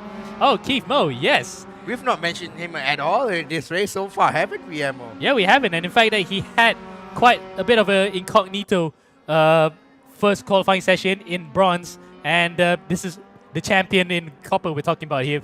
This is, I guess, an introduction to him of how it's like to be in a higher class. And he did qualify P8 just now, which was in the top 10. That's very good. But coming up now to the top 5, and with a, P3 up for grabs here with Azwan Anwar in front. Watch this space. This kid may surprise the two of them right in front of him. The sole representative from Stratos at the moment in bronze. I'm not sure whether you have anyone else, but as it stands, so Keith Mo. When Azwan Anwar and Kevin Powell is still battling it out for the podium, Keith Mo will catch up and might have a chance to, still snatch the podium away. Actually, you know what? That became a podium because Roy Numa Rip Rip has dropped out of the race. So he had one too many collisions and he is out of it. So never mind about that. We go up to the battle for P3. Kevin Powell on the outside. Former champion in Global Edition 6. And, he nearly tried to do it there because that is a favorite overtaking spot for the Formula 3 cars. Knowing how they're so light and they're so chuckable, they can actually be flung around and hang around the outside. But not that time around. Azwan Anwar then, being a rear gunner for the rest of the FSA Racing guys who have run away with it. Never mind Danish Ara, we might just see him at the end of the race when the cameras focus on him to cross the line. We're looking at a rear battle here between 3rd, 4th and 5th. Azwan Anwar, Calvin Powell and Keith Mo. Keith Mo, the defending champion in copper, but he's definitely not going to defend that title because he has now moved up a class. Yep, and Azwan Anwar, Calvin Powell and Keith Mo. Look at that, Calvin Powell around the outside, tries to find a way around the outside, doesn't look like he can get the job done now. No siree. And Azwan Anwar is defending just like how Adrian Amit did in that first race in copper, where he defended with all his might from Ricky Satria and John Rick Cascon in that first race. Now Azwan Anwar is doing the similar thing here. Kevin Powell, we were looking at Azwan's rear end. Now we're looking from Kevin Powell's front end. All the while, then Keith Mo is watching brief in 5th place. In case anything happens, he might just be able to pick up a podium on his first ever race in bronze. It's like Keith Mo is like creeping up. Keith Mo, the kid, how old is he again? 8. I don't know what I was doing at 8 years old. But Kelvin Powell is still trying to find his way round, Azwan Anwar doesn't look like he can get the job done at the moment. 3 minutes to go, ample time, but Keith Mo is creeping in very slowly. Yep. And again, I think I'll stand by the fact that he might be watching brief here. He doesn't want to attack these two because these two, they can go at it, they can battle all they want, and once one of them sees a red miss and take them out, he might just be able to sneak in and get that 3rd place. That might happen now as Kevin Powell dies on the inside, and Azwan Anwar goes wide into the corrugations at turn 1, into turn 2, and Calvin Powell manages to make it. Brilliant move from the former champion in Global Edition, and Keith Mo slides one in as well. He follows suit. So the two champions of Global Edition are following each other's steps here and try to get up to the podium. Now, both of them are going to have to duke it out here for the final position on the rostrum. Game on, ladies and gentlemen. Calvin Powell, Keith Mo, and Azwan Anwar. Azwan Anwar loses on the battle, loses 2 position in 2 corners. Very unfortunate, but Keith Mo getting closer. Ooh, that might just actually open up the gap again because he actually stepped out a bit at Degner 2 That might bring Azwan Anwar back into play. He tries one, but Keith holds it narrow, and we've seen that kind of defensive maneuver happen all day right now.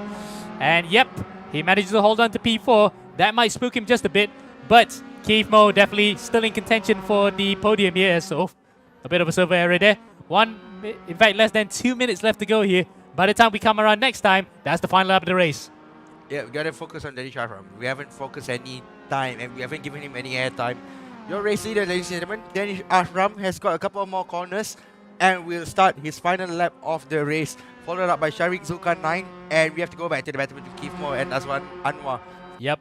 Well, this was a battle for P3, still is in essence, but even closer battle for P4 because Keith Mo now has to defend from Azwan Anwar. Where is Azwan gonna go? He tries to go around the outside. We saw a few maneuvers happen here, especially Roy Numa Ripperip, who tried to go around who went around the outside of Azwan Anwar and made it, only for Roy to actually drop it coming to turn 1. Keith Mo looks as though manages to hold on to it as we head now into the final lap of the first race here for the bronze class. We got two Singaporeans here, Chris Chong and John McGregor actually racing. So, you know, what can the Singaporeans do? Racing in the same livery nonetheless. Oh, Chris Chong tries to find a way down the inside, coming to turn 1. Yes, gets the job done. Beautifully done by Chris Chong. Meanwhile, battle for P4. Well, in essence, battle for P3 because Calvin Powell is still not out of the woods just by yet. He's still a few tenths of a second in front of Keith Mo. So Keith then may be able to pounce on Calvin if Calvin makes a mistake. But I don't really see that happening right now because he can just inch himself a bit ahead and still hold on to that third place. Unless, of course, Calvin drops in the final lap. Anything is possible here, especially the fact that in bronze class, we've seen some battles go all the way to the final lap of the race. And we saw that last season in Silverstone, for example. That was one heck of a crazy race. I think the one thing you got to give credit to Calvin Powell is that he's extremely consistent. He knows what to do. He knows what to do, and he's very composed. And we can see on the camera as well how composed he is. It looks as though it's an extremely low setup. It looks as if he's playing on a keyboard and controller, actually. It does look like he's playing on a keyboard and controller, but that's just how his sim racing setup is. Meanwhile, Keith Mo, the gap between Azwan Anwar and him is down to a second. Calvin Powell, on the other hand, is down to 5 seconds. But, ladies and gentlemen, Danish Ashraf exiting 130R will enter the Castle Triangle and will be, well, victorious, you say? Yep. Unless something happens to his internet or something catastrophic happens to whatever's around him, he will not be able to win the race. But that has not happened. Danish Aram then for FSA Racing opens up his account for the bronze class with a win. Comes across the line, Sebastian Vettel style, to take victory here in the bronze class. Race 1 at Suzuka for Global Edition 9. What a victory for the Singaporean. Second place goes to Shari Zulkarnain, who was a rear gunner at one point, but left it to Azwan Anwar to rear gun him. Unfortunately, that guy has dropped to 5th place. 3rd place goes to Calvin Powell. 4th place, Keith Mo. And that's your top 5 with Dave Smart coming home in P6 in front of Chris Chong, John McGregor, Sherman Singh, and Nazar Azman, who had a bit of a lonely race towards the end. But that's your top 10 in the first race of the season in bronze for Global Edition 9. Yep, and remember, race 2 is reverse grid. Yep. And I'm not sure how much we reverse the grid because we normally ballot it, but I think Alex decided to keep it a bit unpredictable even for us in the commentary booth. So we'll wait and see. But for now, here are your results as we have actually run through just now. Outside the top 10, Nasiru Ashraf Nasruddin, Christian Duque, Adol Kondrolochis, Rick Cascon, Ozia Kadri, Imran Zohaili, Abdul Yazir Raza, who took a tumble, and Roy Numa Rip. So we had 5 retirements from that first race, but wow, that first race has probably set us up for what could be a nail-biting season to come. Oh, what could have been a very nail-biting season to come. I think it'll be a super interesting season. Bronze delivered at the moment. We're going to have to wait for race 2. Race 2 is a reverse grid. Again, I'm telling you, reverse grid races in bronze have always been extremely competitive. That's what I like about it. I mean, competitive one thing, but also the fact that it just produces that unpredictability that you cannot have anywhere else. Because Formula 1, for example, they don't do reverse grid races. It becomes a bit predictable. This one, the faster guys have to claw their way up, and it proves how good you are as an overtaker to get up to those positions, I think. Yep, and I think that's the beauty of it. I think that's the reason why we keep on doing this reverse grid. I think how many seasons has it been now since we've done reverse No, grids. we've done it since from the very beginning, Yeah, all the from way the- back yeah, in from the- GE1 right, in from the- 2020. Yeah, from the very beginning. So yes, 3 years of Global Edition, 9 seasons of Global Edition, and well, looking forward for more. We'll be back with a very quick commercial break, but don't go anywhere. Race 2 is coming up.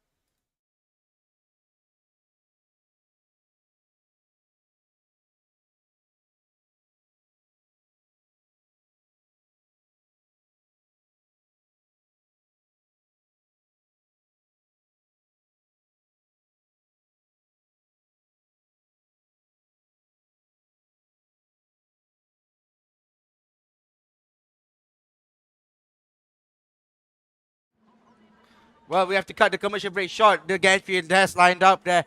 Ammo, take it away. 5 lights on the gantry then, and we're underway for race 2 here for the bronze class. And it looks as though Christian Duque has actually got the pole position for this one. So it was all the way up to P12 as we now come out to turn 1. Duque gets the whole shot as a few other drivers try to dive on the inside with the likes of Sherman Seng then jumping on the back of Nazir Asman. And did he make it through? Nope, he actually made it. He made it only one position to third place from 4th.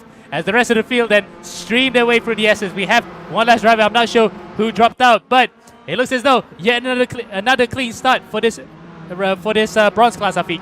Yep, and at the moment, Nazir Asman, has a terrible start again. How many positions you want to lose, Nazir? You can't lose this much positions. But nevertheless, Christian Duque from Philippines is leading the race, followed up by Nasr Ashar Nasruddin in P2 and Sherman Sang in P3.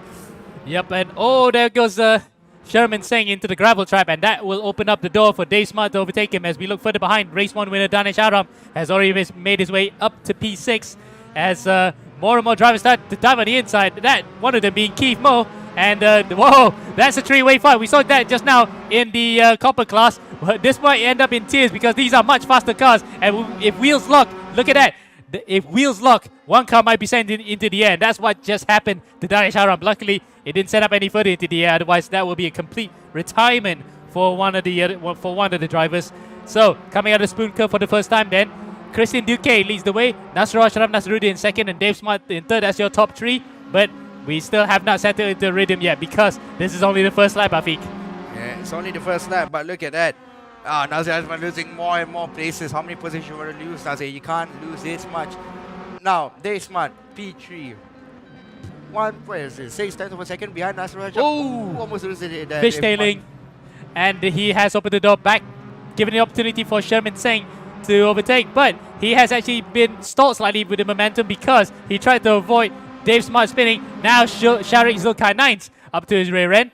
Lap 1 has been completed. Christian Duque leads. We have a car flipping in and out there. Oh, you can hear tires squealing when the two tires rub each other. And that was Dave Smart being attacked by Sherman Seng. Sherman then opens the door back up to Sharik Zulkarnain to actually get back at him. Likewise, Danish Aram goes around the outside of his team and it takes away 5th place. So he got stalled a bit there. His momentum trying to overtake as more and more cars have an opportunity to overtake here, Afiq. Yeah, more and more cars has an opportunity to overtake here. And Sharik Zulkarnain, Danish Aram is trying to pull away, trying to crawl back the place. Danish though being so quick. Sharik though tries to follow suit on his quicker teammate. Whoa, look at that. Like, oh, so brave. That was Keith Mo. Keith Mo with a daredevil maneuver, and Sharik gets tapped there by Chris Chong. That's Sharik Zulkarnain. He got tapped there by Chris Chong, and into the barriers he goes. Unfortunate there for the Malaysian. He just got spooked by the fact that Keith Mo dived on the inside. Chris Chong tapped the rear end of his car, and he was sent into a spin. So, unfortunate start to the second race for Sharik. I think he might just use this race as a recovery drive, or he could just drop it later on, whichever works for him. But that worked out quite nicely for Keith Mo. Keith has now jumped up to P6, right behind Sherman Seng. Not a bad debut for the bronze, for the copper champion. Not a bad debut for the copper champion in the bronze category. Keith Moore with the dive bound on the inside coming into Dagna 2. Something I would something I would do, but not that far back to be honest. Way too far back. I mean, it was an opportunity. The door was open. He made it stick, and he managed to pry the door open as he tries one here, coming out to the Casio triangle. Will he try it around the outside? Tell you what, he is actually thinking about it, but Sherman closes the door, and that unfortunately has stalled his momentum that allows Chris Chong to get to the back of him. Now, Danish Ashram 1/10 of a second. Will he do a Kimi Räikkönen what Kimi did to Giancarlo Fisichella? Danish Aram tries to find a way around the inside, coming to turn 1. Ooh, Dave Smart opens up the door, but he closes it quite late there. And Smart, though, plays it very smartly. He actually goes for the switchback because I think he knows full well that Danish came in quite hot there and goes around for the switchback, takes away, or rather, takes back third place away from Danish Aram. Yep. And now Chris Chong and Keith Moore. Oh, God. 5 minutes in, we've had these battles already. Whoa! Again. Now, how many times do you want to hit each other? You couldn't hit each other. Yeah, if you hit and you spin the competitor, you will get a protest. Yeah, but also the worst part is you also get incident points if you actually get spun out as well. As, oh, Chris Chong actually took too much curb there, spins into the infield and loses his front wing. That's the end of his race. No, well, the end of his race to actually get points. But for sure that he has to come to the pits to fix that one because otherwise he will get a black and orange flag for his troubles. Yep, and at the moment, look at that. John Ricascon here tries to find a way around the inside of Adam Kontralokis. A little bit further back though. Oh, tries to find a way. Tries to do the switcheroo, John Ricascon. Oh, someone spun. That's a spinner as well. Yeah, that might be up. Yeah, that's Calvin Pao. No, that was up to Yazi Raza. Up to Yazi Raza has actually dropped it, and Calvin Pao has also lost his front wing. All the while, then, it's not been a good second race for the FSA Racing Guy because look at the timing tower. Yazi Raza, Imran Zohaili, Azwan Anwar, all out of the race. I really need to focus on Keith Moore. I'm really eager to switch into Keith Moore. I'm just going to switch to Keith Moore. Really dive down the inside, coming into Casio Triangle. Tries to find a way around the outside. Oh, has an inside line coming to Casio. Will he get the job done? Oh, the car's shaking it about. I think we are seeing him for real this time. Dive bomb. That was a good dive bomb there from Kimo. While he's proving the fact that despite being Copper champions, Danish out on spins. Danish has actually spun it into the barriers. Did he kept out of the wall though? Yes, he does. I think he kept his front wing. But how on earth did he lose it there as he tries to recover the car, prevent himself from hitting other drivers? But that has opened up the door for Keith Moore now to go into 4th place, and Sherman Singh has been overtaken this time. And the gap between Keith Moore and the leader, Christian Duku, is 5 seconds. 4.9 seconds is the gap. Is getting closer. 4.7 seconds. 8 minutes to go. Well, the win is not out of the question, but realistically, he will try to aim first for 3rd place. And in front of him right now, about a second and a half, is Dave Smart. So he'll have to take baby steps here to get up back to the podium positions as Nasser Ashraf Nasaruddin then in 2nd place, holding the flag up high for FSA Racing, who have not had the best of races this time around. But at least they will have one guy on the podium. They will have one guy. They will only have one guy on the podium. I mean, what can you get if you're an FSA Racing driver? You got Azwan Anwar, you got Imran Zuhaili, you got Abdulaziz Raza. Your drivers is not finishing the race, which is very unfortunate though. Yeah, it's quite unfortunate, especially given the fact they all performed so well in that first race, especially the likes of Azwan Anwar, who was in 2nd, well actually 3rd place in that one. Yeah, Azwan Anwar, sorry, he was 5th, so it's unfortunate he didn't get to completely finish the race this time, as we look at Christian Duque, who was, well, he was up to 3rd at one point. He was leading, wasn't he, just now? No, he was in the lead. So what happened to Christian Duque? Must have been a spin and must have missed it out. But nevertheless, Keith Moore, ladies and gentlemen, is in P3, 2.8 seconds. 2.7 seconds is the gap now. He is getting quicker, isn't he, Keith Moore? This, well, we're not being biased here, to be honest, right? Because we're just showing how fast this kid is actually adapting into the bronze class after winning dramatically in the final race of the season in copper class. So really, it's just nice to see development. So the driver, Sherman Singh has spun. Yeah, Sherman Singh has spun. A lot of spinners here at the moment. A lot of spinners. I think the rear must have overcooked for every single one of these guys. Yeah, because they're racing so hard right now, as Alex Albon would say, if they race me so hard. As Kimo up to 3rd place. Can we focus on other drivers for now? Because Dave Smart is still in 2nd place in front of this. Asman has come up to P5. Good rebound for the Rising Line driver, who was a bit swamped in that first few laps of the race. Now he's up there in 5th place behind Christian Duque. So Duque, the once race leader, is standing in his way here from a better finishing position.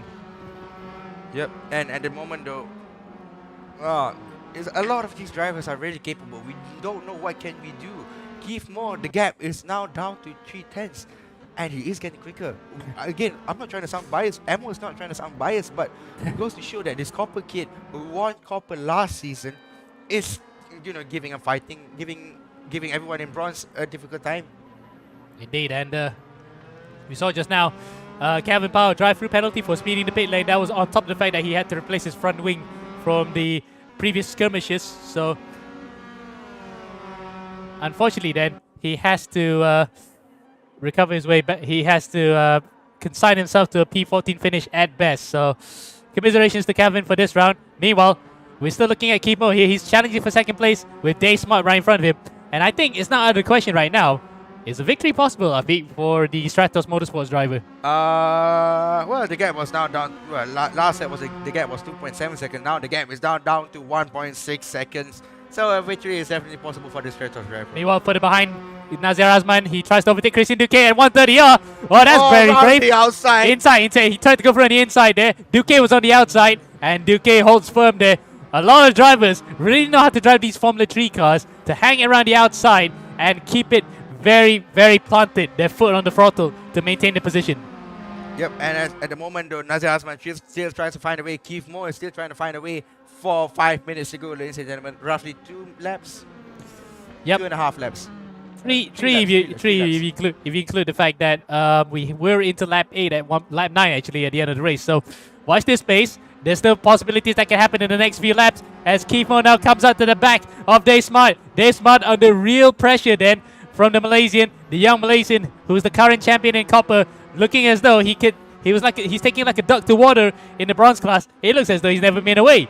So then, 1.2 seconds separate Nasrul Ashraf Nasruddin from Dave Smart, but the gap is kind of like a formality now if you include the fact that the pace setter at the moment in this race is one of his Keith Moore, but the fastest lap of the race at the moment is being held by Christian Duque actually, 57.7.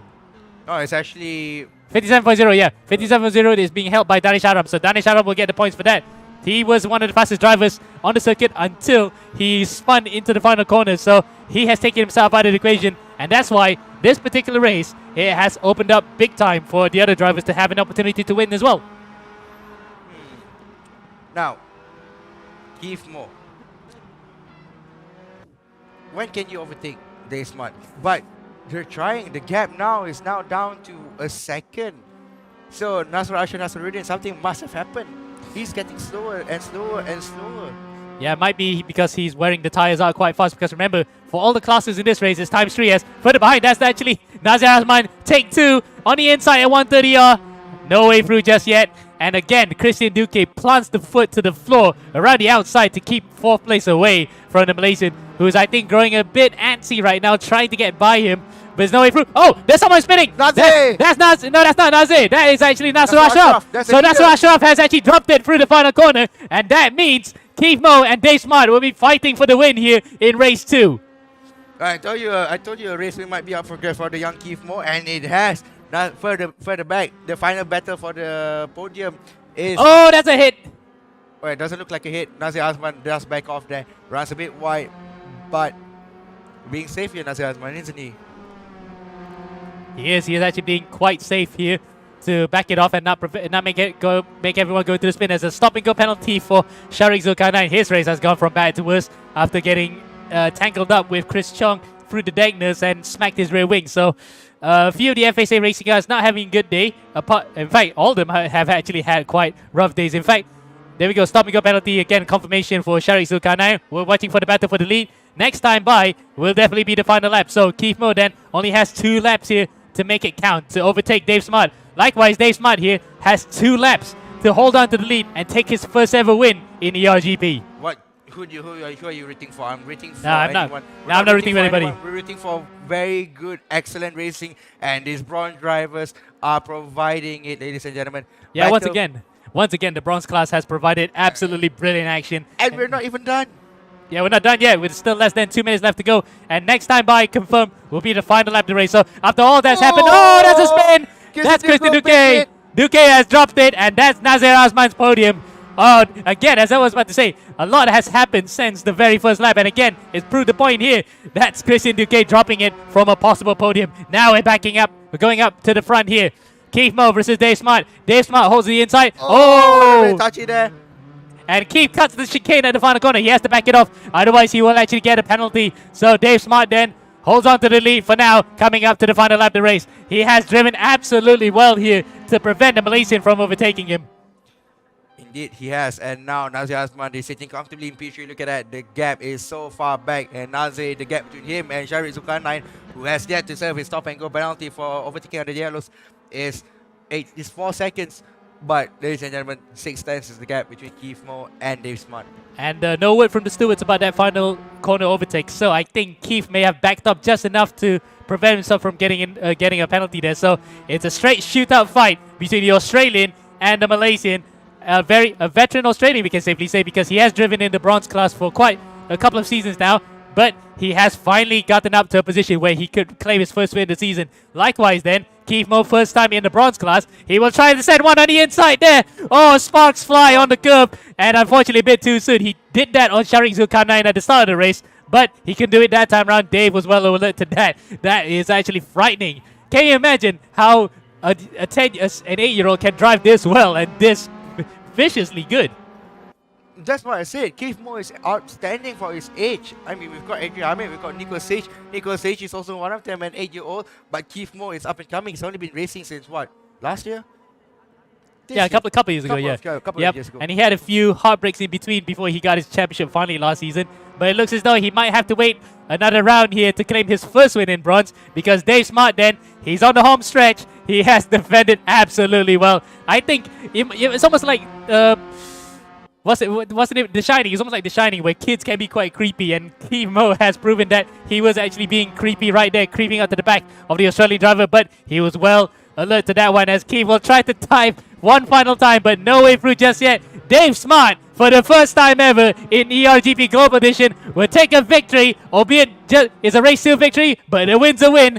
Absolutely defensive driving from start to finish, and he does it. He takes the win here at Suzuka for race 2, round 1 of Global Edition 9 for the bronze class. Second is Keith Moore, and third is Nazir Asman. What a race, Afiq. What a race. What an excellent race. Bronze, how many times can I provide to us? Absolutely best racing we have in all 3 classes. All 4 classes, if you ask me. Yep, among the 4 classes is delivered once again. Do we have Dave Smart on the line, actually? We do not have Dave Smart on the line, unfortunately, but we have Keith Moore on the line. Yep, so and Keith Moore is not. he's left his seat. He's left his seat. So, ladies and gentlemen, as it stands, Shari Zulkarnain hasn't served his stop and go. So, where will that end put him? I don't know, because we have to wait until the provisional confirmation comes out onto the screen. But at least that makes up for the fact that the FSA Racing guys actually had a decent end to this race after what was disaster at one point, where a few of their drivers dropped out like flies, as Calvin Powell then becomes the last classified driver for this race to come across the line, and we can finally have a classification on the screen. And there you go, Sharik Zulkarnain gets a 90-second penalty in that one. So from 1st to 10, Dave Smart, Keith Moore, Nazir Asman, your podium, Danish Aram 4th, Ozay Al-Qadri out of nowhere despite the spin coming out to 5th, Sherman Singh, Christian Duque, John Ray Cascon, Adam Condrolochis, and John McGregor, your top 10 for what was a dramatic race 2. Oh, race 1, race 2. Which race was better? Race 2 definitely. Race 2 is definitely better. Even though race 1 was chaotic and it was fun, race 2 also just trumps that. So I guess we have to safely say race 2 provides all the action, especially the fact that we have drivers who are faster coming from the back, trying to claw their way up back to the front. Yep, indeed. And can we have a podium finisher on the line, though? Can we ask Nazir, who's finished on the podium at the moment, to, communicate? Nazir? I think he can hear us at the moment. He can hear us. It looks like he can hear Hello, us. guys. Hello, Nazir. Hi. So, a little bit unfortunate. You dropped a few positions at the start for both races, but managed to find your way in the podium in race 2. Yeah, that's just signature me. I drop first and then I chase. Well, Emma, any questions? Yeah, I mean, for starters, right. How was that chaotic race for you? Because we saw from your angle that you were getting attacked left, right, and center. Yep. Let's just say my car wasn't positioned at the best places for the corners in the race start. So I was swallowed. Each corners I had to enter from the outside. So places by places are lost. But when everything is clear, I just try to catch up. And yeah, podium on race 2 is good enough for me. And the fact that it was a bit annoying, wasn't it, to try to get past Duque, because he defended quite well around the outside. you could have actually pinned the throttle, or it was wise for you to just back out of it every single time. Yeah, at some point, I think it got to a level of dangerous, so I kept everything safe. I knew that he would make a mistake sometimes towards the end of the race, and he did. So I got the place.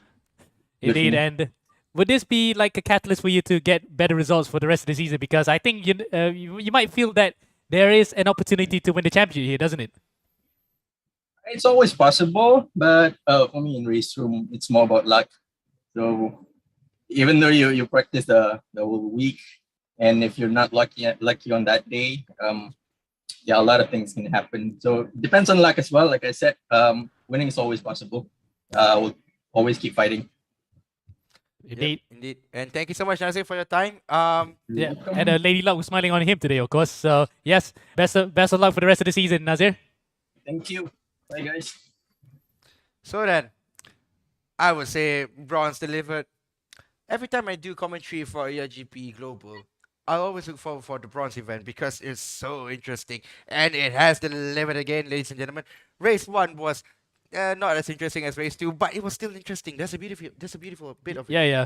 Especially the fact that the bronze class, because these cars just encourages drivers to really show what kind of racing lines you can get, because they're light, they're nimble, they can really, bring out the best and bravest drivers to just tempt fate and try to see if it sticks. So we saw that just now in the bronze race for Global Edition 9, race round 1, and with race 1, race 2 to be exact. So will we see that in the silver and gold class that's coming out after this? We'll wait and see, because we are now going to jump up into the FRX 17 cars. We'll be right back after this short break.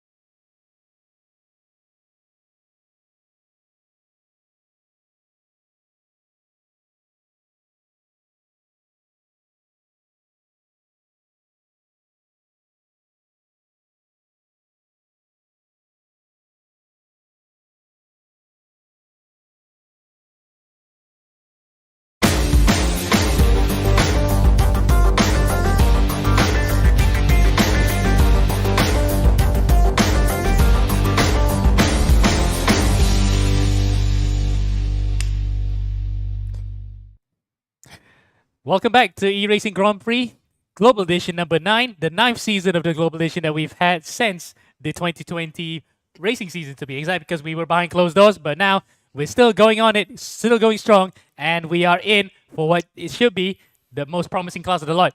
We're back to very fast cars, and the silver and gold class are combined together once again, Afiq. Just like last season. Yeah, because we had the FR Formula Race Room 2 and the FRX 90 race together. Now is the best car of the lot, the best car in the entire game, the fastest the fastest car in the entire game, the FR... Well, Ammo here is coughing a lot at the moment. But nevertheless, this is the FRX 17 cars. Now, you may think, why does it sound so weird? Why does it sound so... Sound familiar, yeah, why does it sound so V10-y? But he has a 2017 body. Well, ladies and gentlemen, this car was released back in 2017.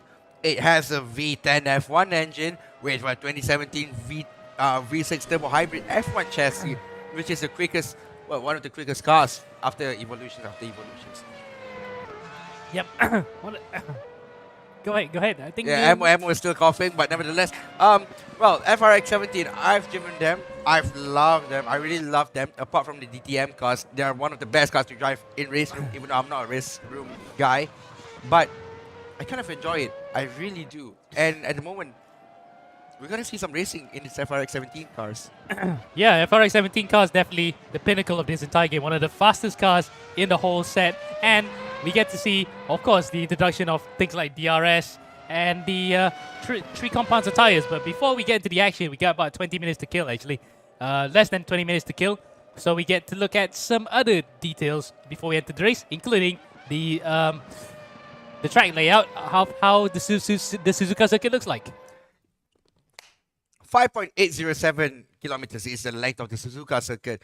Now, figure of 8 layout, one of the few figure of 8 layout circuits in the world with an FIA Grade 1 certificate that that allows Formula 1 racing to happen, and Formula 1 will come back to Japan after what, a 2-year hiatus? Yeah, a 2-year break. Yeah. And the fact that the only figure of 8 layout besides the Fiorano circuit to be Grade 1 certified. So that's a bit of history lesson out of the way. We've been here for Formula 1 since 1987, but normally towards the end of the season, we flick it around for this one to be the first round of the season for Global Edition 9. And what better way to know the circuit better is to have a hot lap around the circuit with one of the competitors who is racing today, Haris Shami.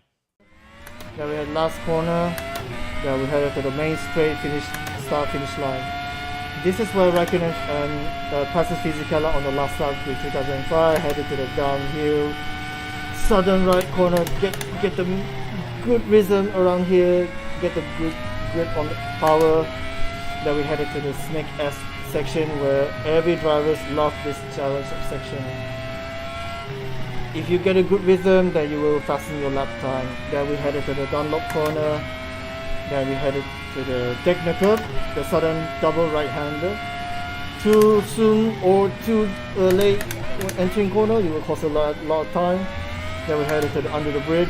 Then headed to the hairpin corner.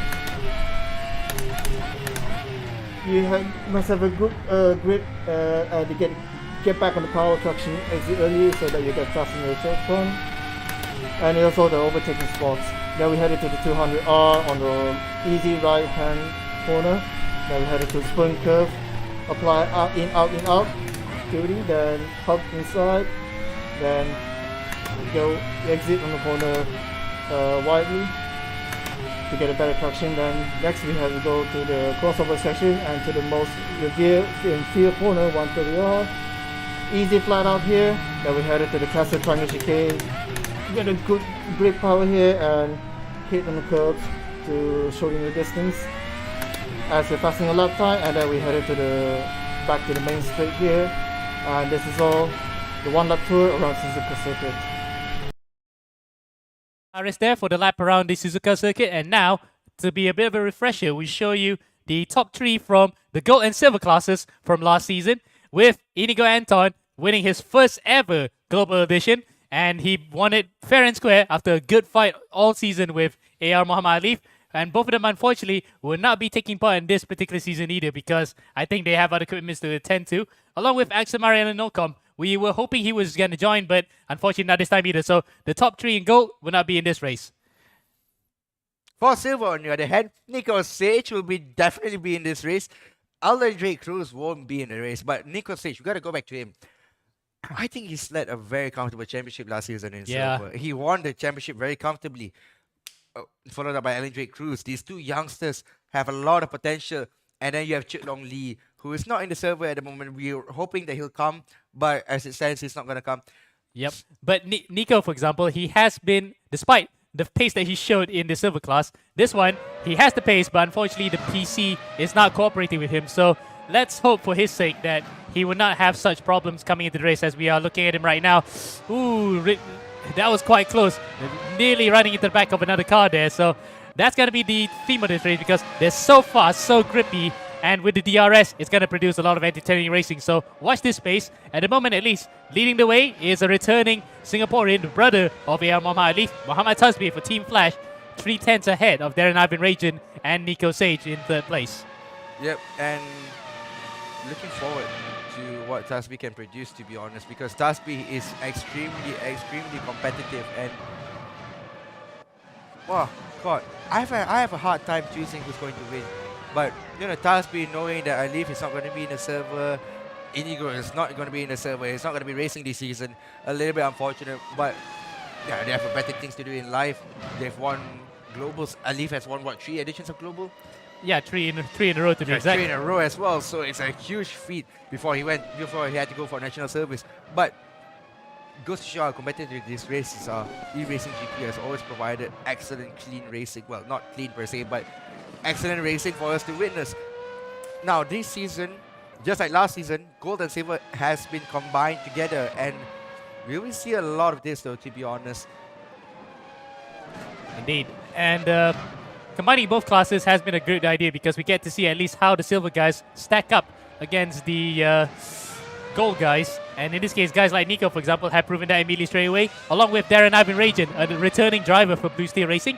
And this season as well, we get to see the return of Ayman Hakim into the fold after he had a bit of a premature start to Global Edition 8 when we were at Sepang, but unfortunately because of internet connection problems, he had to abandon the race, and unfortunately he also abandoned the rest of the season. So good to see familiar names back in this particular season. And we got some more drivers here as well, the likes of Yuda Prasanta, Azwan Anwar, Iman Danish, and Francis Angelo Gonzalez, our favorite smiling assassin, as Des would like to call him. Yep, and as Des would like to call him, we need to focus on this boy. Now, if you are familiar with the e-racing scene in Malaysia, you'll be definitely familiar with Iman Danish from Team Hyperboost. Now, he's still studying, but in the iRacing League in Malaysia, he is one of the quickest in his team, one of the quickest in the region. Well, not in the region per se, but one of the quickest in iRacing in Malaysia. Yeah. So watch out for him. His first hoo-ha with race room, but he's in gold. Yeah, I think it is his first rodeo in race room, I guess, because we have seen a few Hyperboost drivers take part in the past, but he is definitely one of the front runners for that particular team, and we'll wait and see how he will progress here against some really stacked talent in the Asia Pacific region. So we got 10 minutes left to go, plenty of time to kill here to talk about how certain other drivers might actually spring a surprise for the season, because the usual suspects are not here, by the way. So we might be able to see a brand new champion among our ranks. Brand new champion. Who could it be now? Tasbih could be one of them. Darren Ivan could be one of them. Nico Sage can be one of them. Look at that, 4 dances again. But in cars, they are absolutely fun to drive. And DRS coming to play, we might see some DRS politics here, because we saw, for example, the likes of Spa a few moons ago, where we saw the DTM cars with DRS, how that affected certain drivers when we race in that location. It might not be such a thing in Suzuka, because due to the tight proximity, tight nature, and how close it was, the proximity to the walls out to the circuit, that may not be the case. But you never know. Certain drivers may try to do the crazy and try to dive one in the inside, especially the last corner in Cassia Triangle. And yeah, pretty much the bravest drivers win here at Suzuka for sure. Indeed. I think one of my first endurance in ACC was in Suzuka, And you need a lot of bravery. As we can see, Nico Sage here. Sage stands up in sector 1. Oh! Oh, look at that drifting. Oh, then Let's hope that was not lag affecting, because he did come into this race having a bit of PC problems. So maybe that was just a bit of overcommitment. As you can see, the DRS as well in Theory Open, we don't have that kind of restriction during the practice sessions, but in the race itself, you have to wait until you're about 1 second behind another driver and then try to overtake that driver using the 3 available opportunities you have. Yep. And nevertheless, Nico Sage, I would definitely root for him. 9/10 is a gap. There's the thing about me. I'm rooting for young drivers because we know that how much quicker they are. Nico Sage, Keith Moore, Axel Nocom, who's unfortunately not here. But as it stands, so look at that. 9/10 up, almost a second up in sector 2. So when he crosses the line, he will be 27.2. Almost close to the time that was set by Tasby in the leaderboard. And he is tries a second up. Yep, a second up on Tasby, but he is about 2/10 off from the ultimate fastest time that was set by Tasby in the leaderboards. Now then, we move on to some other drivers who are hanging around and about, including the likes of the guy who gave us a tour around the Suzuka circuit, Hari Zefire Shami, driving for both Stratos and GSR. I don't know how that will work out in the points table, but it is what it is. He actually represents for both organizations. P6 behind his proverbial rival, Ayman Hakim. So it'll be interesting to see how those two will get along if they start right beside each other in the race proper. But for now, practice with about 7 minutes left to go. Not really an indicator of anything right now, because we saw Sage using his DRS while certain other drivers have not. So wait and see how this will fare out as we look at the likes of Aldo Balagulan, who makes a return to the ERGP Global Edition scene. It looks as though the FRX 17 cars have actually brought back some of the familiar drivers from the grid. Yep, and Aldo Balagulan, a returning guy. Justin Hung, I think I've not seen this name before. He is a regular in the ERGP scene, known as the V10 F1, and I'm mistaken. Yep, in his racing team name. Another one guy to watch out for, because this guy is absolutely a big fan of V10 F1 cars, as suggested by his name there. Coming up now to the Casio Triangle. Another one of the favorite overtaking spots for plenty of these drivers. And for the time being, oh, there he goes. He spins into the gravel a bit too much on the loud pedal there. But for the time being, a lot of drivers testing out different setups, including the likes of Danish Aram on the soft tires right now. I'm looking at the indicator. Certain other drivers, including the likes of Jin Masvilton on the mediums, as well as Ayman Hakim. So I think there might be a split strategy here. Some drivers, if they are willing to try with the ×2 tire wear that is available in this race, to go for a full soft tire to go all the way to the end, or they can go for the medium tires to just be conservative at the start, but they can push towards the end because they still have more tire life in there. We'll wait and see until the race proper. But for now, in practice, 5 minutes left to go. Nico Sage has thrown the gauntlet here, 1 second faster than Muhammad Tasbih, who's in front of his cousin Jin Masvilton, to make it a Malaysia 1, Singapore 2-3, with a Singapore in 4th place from Darren Ivan Rajan, 1.3 seconds behind Nico Sage. So looking at some other drivers, including the likes of Muhammad Tasbih, who, snazzily enough, has his actual livery from the E1 Championship in the game, so he can actually freely use it. On the soft tires, looks like he wants to go for one absolutely fast flyer to actually get to see what kind of lap times he can set in relation to Nico Sage. It looks as though it's between these two and other drivers with the likes of Jin Masvilton, Darren Averajan, and Ayman Hakim in the mix as well. Harris Efri is 3/10 behind Ayman Hakim. I mean, he can still be in the mix as well, because Formula 1 cars are his absolute favorite alongside Ayman Hakim. So to see some of the returning favorites from previous season coming back here is a nice touch here. And it looks as though we have picked the right car to bring back most of these guys. So it's pretty much a get-together again of some of the more familiar names from previous seasons. It's always nice to have like these returning drivers again. I would love it. I would love to see the same amount of battle that we have in bronze, in silver and gold. So I really hope that happens. If it doesn't happen, then it's a bit unfortunate. But nevertheless, I've always loved it, to be honest. Indeed. Love the battles that are very close. Bronze was close. Last year, unfortunately, we didn't have that many close battles between the silver and gold guys. But make no mistake, DRS involved and really fast cars in this race, really fast cars in this category. We might just see even closer racing. So watch this space. We'll wait until the qualifying comes out and see how that will fare. But now, for the time being, Nico Sage still the fastest, but for how long? Because Tasbe is on an absolute fly here, even though it's just practice. Yep. And at the moment, we'll be back with a very quick commercial break from our sponsors.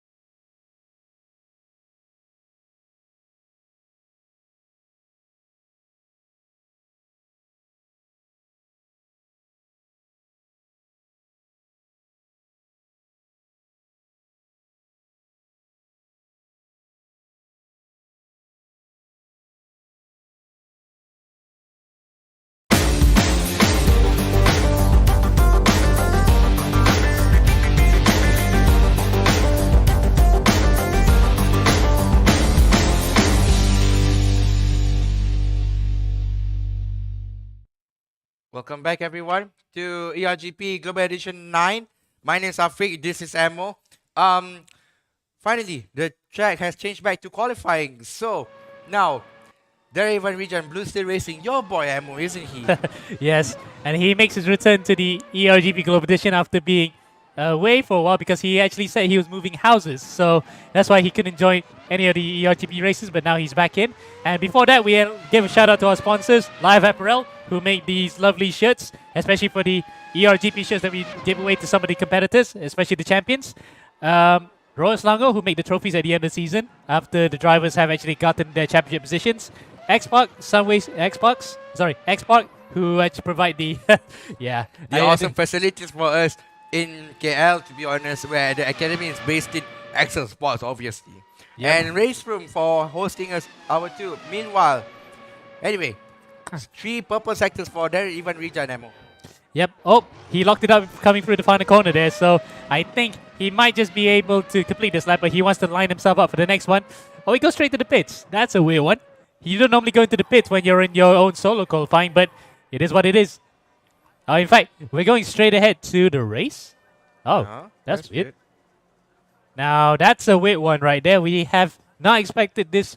We have not foreseen this to happen. So I think, we might just take on with this. Let's see what happens when the race starts proper. But that should not have actually happened, I think. Well, it shouldn't be a qualifier. It should just go as it is. But why has it changed to race? Why are we still stuck in the garage? We'll never know. But Yeah, once we fixed it, we'll be back. So don't go anywhere.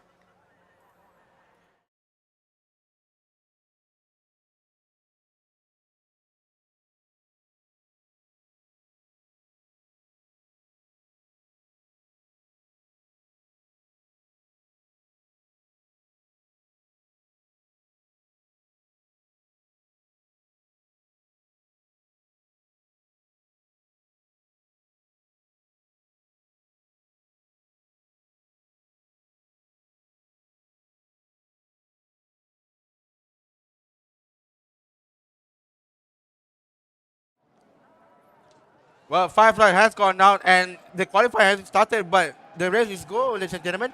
Yep, and it looks like Ayman Hakim nearly got the jump on there with Darren Avenrajan.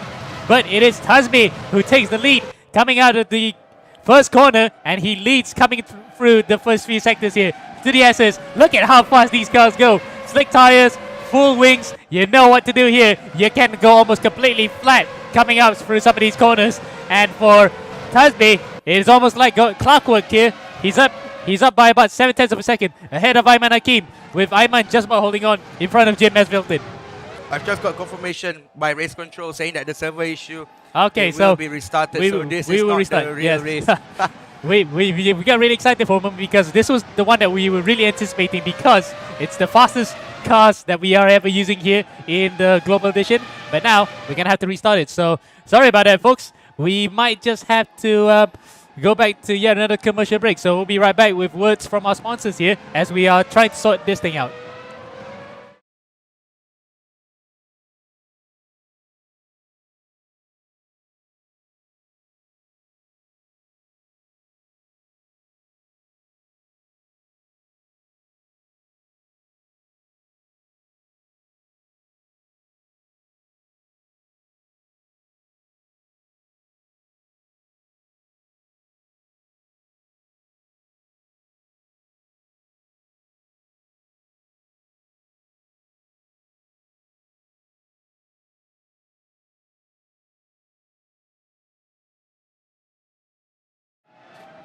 So welcome back to the action here. It looks as though it's been confirmed that this is the actual race then from race direction. So whatever happened to the server just now, we're going to roll with it. And it looks as though Tazbe may just want to roll with it quickly. But he has made a mistake coming out the SS through the download curve. This might present an opportunity for Ayman Hakim to be just about a second behind here to use the DRS. And remember, DRS is activated after the end of the first lap. And if you are within that 1 second, you're able to use it for at least 3 times per lap. Indeed, it will. And 3 times a lap. Yeah. 3 times a lap in this race. So normally in F1, you have the DRS detection point. There are 2 DRS remaining, as you can see on the bottom left of your screen there, ladies and gentlemen. Jin Masvilton has used once. He has 2 remaining. So you want to be smart, you should use it on the straights. But yeah, as you can see, not only straights, but at least fast sections of a circuit that you can use it. And just now, we saw Jin Masvilton use his through the right-hander, sort of right-hander that leads up to the spoon curb. And you can see Ayman Hakim also using it, coming through 130R. You got to be a brave man to do so. And he is. He's got it slightly open there. He doesn't want to use it completely, otherwise he might go into the spin. But that has closed up the gap between himself and Tasbih. Yep, indeed he has. And Ayman Hakim is trying to find a way, but his last set was a 34-1. Once he crossed the line, Tasbih's last set was a 28-8, and Ayman Hakim's was a 29-0. So not that far off. Ayman Hakim, Jin Masvilton is a few tenths off though. And as it stands, it's very weird seeing that Ayman Hakim is not getting closer. But And nevertheless, he's lost. Yeah, he's lost the DRS actually. He's lost the DRS when he crossed the line, and because when Tasbih crossed the line, it was about 1.1 seconds. So Ayman for this lap doesn't have the DRS, so he has to bank on Tasbih to make another mistake here, so that he can get back into DRS range. Likewise, Jin Masvilton as well. He's just about a second behind, but I think he's also lost a bit of that DRS detection zone opportunity. meanwhile, the battle for silver, look at that. Nico Sage here pulling away.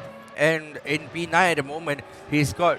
Is Francis Angelo in silver? Yes, he is. Yes, But he is. another driver who's in silver as well is actually Darren Ivan, and he is leading the way right now in 4th place overall. But he is actually leading in the silver category. So a bit different compared to last season where we had the FRX 90 cars as... Oh, a car has actually spun there. And that's Haris Shami's. So Haris has actually spun it out of the hairpin. And that has cost him 8th place to Nico Sage. So... yeah, Nico has made up one position overall, but he has not made up one position in his class, and that's still being held currently by Darren Averagen, who leads the way in the silver category. Yep, indeed. And as it stands, we're not sure what's going on, but we're really not sure what's going on with the issue.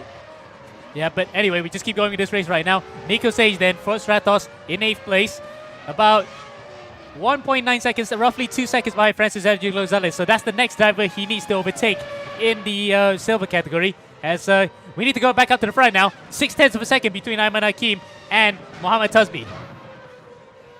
So we go here from Tasbih, from Sage to Ayman Hakim. There he is, driving for the RSG car. That was his car in the E1 Championship, but he is also representing for Blue Steel. And that's a car getting out of the way. That might have been Nazir Azman. Yep, that was Nazir Azman getting out of the way then to prevent any sort of calamity between himself and the leaders. It looks as though, yep, Ayman confirmation there. He has DRS again. He's got two opportunities to use the DRS left. He's using it on the long right-hander that leads up to the spoon curb. Turns it off when he dabs on the brakes. And now on the back straight that leads up to 130R, he's using it again. Afiq, do you think he could actually use it? He's going to use DRS on 130R. Will he do it? Yes, he is. Yes, Whoa. he is. Whoa, very brave from Ayman Hakim. You don't see that every day. Normally, when you turn on the DRS, the rear will get a lot lighter and there won't be enough drag to turn. But Ayman Hakim has balls of steel and he actually went for it. Yep, and you can see that, well, we didn't see how he was on the onboard, but I think he may have actually used a bit of steering there to prevent the car from bottoming out. And look, he's got more opportunities to use the DRS next time by. Indeed, and look at that. We have battle with Nico Sage here. Oh, where did he come from? He's climbed up the positions and now he's chasing Darren Ivan Region from Singaporean. So the young Malaysian in the gold category is chasing down the guy from Singapore and who's a returning guy in the global edition. Yep, I don't know where Renadi Edo is relation between these guys. I think he might be in the silver class as well, but that will be a later time as... Whoa, there we go. Nico Sage goes onto the inside. Takes it away from Darren Ivan Region. 5th place, and I think provisionally 2nd place in the silver class. That was a brave move there from the young Malaysian. It was an excellent move and excellent and brave move. Look at that. The car is still flying it off whenever he uses the curb. But still, it's very weird. Nico Sage was being very ambitious there. Yeah, absolutely. And it looks as though he has taken like a duck to water in the gold class and in very fast cars as well. Darren Iveragen is a seasoned veteran in this class, but it looks as though he got just outwitted there by the young Malaysian. As now we look out to the battle for the lead. Ayman Hakim. Even with Slipstream, he still has his DRS on Ayman Hakim. He has, and you can tell that he was actually using it through the whole way. He didn't back off for a second. Was that Jin going to the pit lane? It is. Jin Masvilton, sorry, Tasbih went into the pit lane, and that has given the lead to Ayman Hakim. Was he on the soft tires? No, he was. He wasn't. He was actually on the medium, so... I don't know. I'm not sure what happened. He is on the soft. He is on the soft. Oh, he's on the softs. No wonder. So, bolting onto the medium tires and back it out back onto the track. That has cost him the race win here. But Ayman Hakim on his return back to ERGP Global Edition, and look at it. Tasby has a drive penalty for spinning in the pit lane. Oh, that's disastrous, and that's not the first time we've seen it all day here. So, for Tasby, it's gone from bad to worse. What could have been a possible victory has actually gone up in flames here as Francis Angelo Gonzalez gets overtaken by Tasby. There's the confirmation again. Drive-through penalty for speeding in the pit lane. So it's gone from bad to worse here. What could have been an easy, well, relatively easy win up in front has now become a battle to even keep it up in the top 10. Oh, he cuts the chicane as well for good measure. Oh, That's so close, getting collected by the even region there, Tasby. Yeah. And if any case, he might just have to use this as a drop run as, oh, something happened now to the server, and it looks as though... So the server has restarted, ladies and gentlemen. So, once again, we might have to go to a quick, short commercial break before we come back to the action. Apologies for that. There's some teething issues that we need to sort out. A little bit unfortunate, but it is what it is. Never mind, we'll be right back with a very quick break from our sponsors.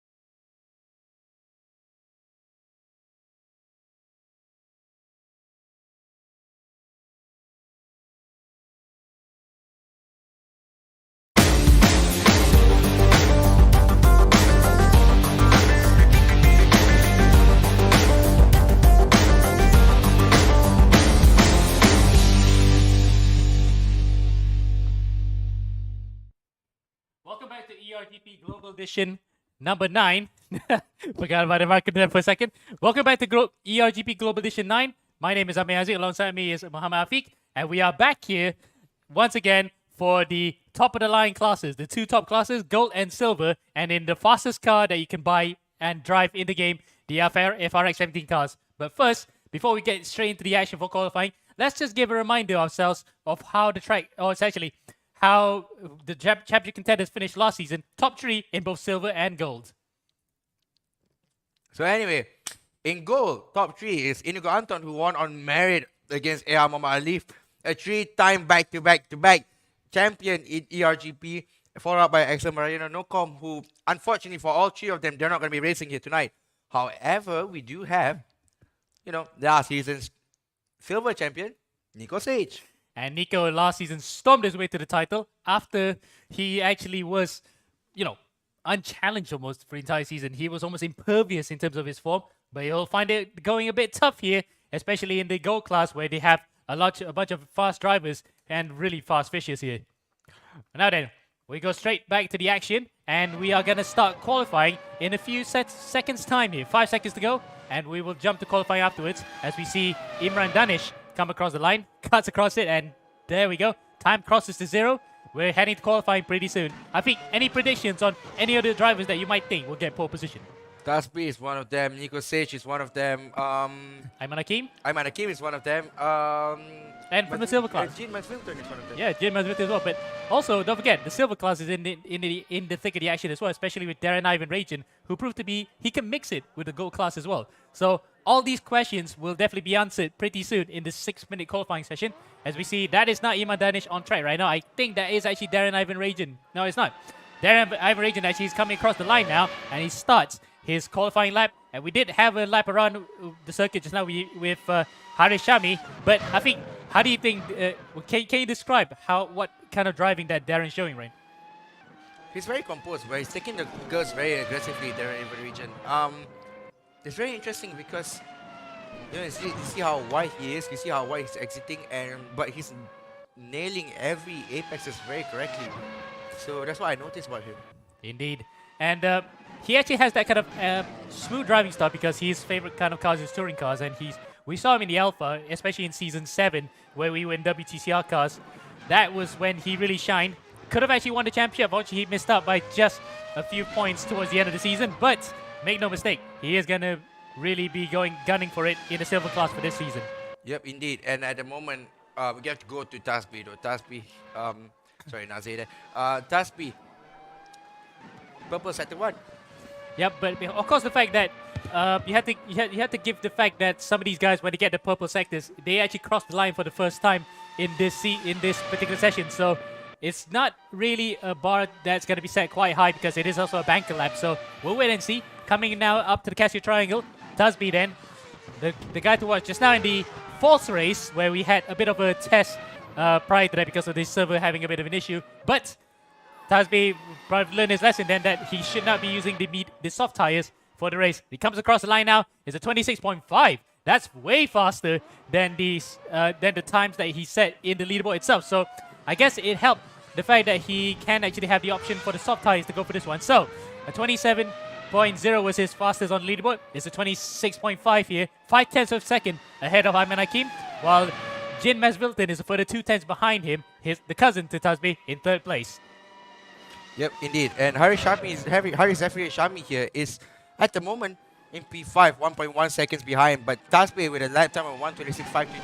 Is that quicker than the lap time set in the... Yes, it was, by about 0.5 of a second. 0.5 faster than the lap time set in the leaderboards prior to the start of this round. So Tasby then, a man on the charge here. He knew full well that he got away with that one after the server had to be reset due to an error that was beyond our control. So Tasby then, slipping and sliding his way through. These cars also have traction control, by the way. They can actually power their way through either traction control 6 or 1, 6 being 0. That they cannot fix anything on these cars. It's fixed setup. So up to Spoon Curve. Where will he be at this point in time? And as I can see through the sector timings, fastest in the first sector so far is Ayman Hakim, the only driver to be in the 33 okay, one of 3 drivers to be the 33s, but he is fastest among those 3 drivers between himself, Tasby, and Jin Masvilton. Across 130R now, we are focusing on Tasby right now because he is one of the guys for pole. We are not focusing on Tasby, we're actually focusing on Haris Afri Shami. But No, he is 1 second behind though. It is him. Oh, it is Tasby. Yeah, it is Tasby now coming across the line here. 900s up in the second sector. He was 2/10 fastest in the first sector. Across the line, a 10th up, but it's not an improvement by the looks of it because it's still a 26.5, but it's just a few hundredths of a second improvement from that time around. Going to Aiman Hakim in the RSG car / Balance Esports / Blue Steel car. Up into the final corners now. The Casio Triangle. A 10th up. He was purple in the first sector. Lost a 10th in the second sector. Will this be an improvement for Aiman Hakim? Can he bring something out of the bag or take a rabbit out of the hat in that final sector? Across the line now. It is a 26, but 26.9 is not enough. It's not enough from Aiman Hakim. 3/10 off. What about Jin Masvilton? Oh, No improvement. no. But Nico in Sage, on the other hand, debut in the gold class, up to 3rd place. So anyway, Nico Sage debuted in the gold class, is in 3rd place, and is doing wonders at the moment. He's really doing wonders. Yeah. I mean, it takes a while to actually get acclimatized to the fact that he is not in silver or bronze anymore. He has made it up to the top class in ERGP Global Edition, and he is up there now in 3rd place overall. Meanwhile, leader in the silver category, P6 right now, but first in his class in silver, Darren Ivan Rajan, about 1.3 seconds off, but that is no slouch of a time. He can still make up for it here in this final run before qualifying ends. Now, we've got 57 seconds remaining, so enough for Darren Ivan to complete his lap. What about Tasby? What can he do? Oh, improving. 2.5 tenths up. 3/10, almost 4 tenths up. Yep. In sector 2. So this is going to be an absolute blinder here. We might be able to see a 25. Would you believe that? And this is even without DRS, so he has the option of going for low fuel and soft tires. But this is what DRS. He could be much faster here. Across the line now, 26.1. Close to a 25. So close to a 25.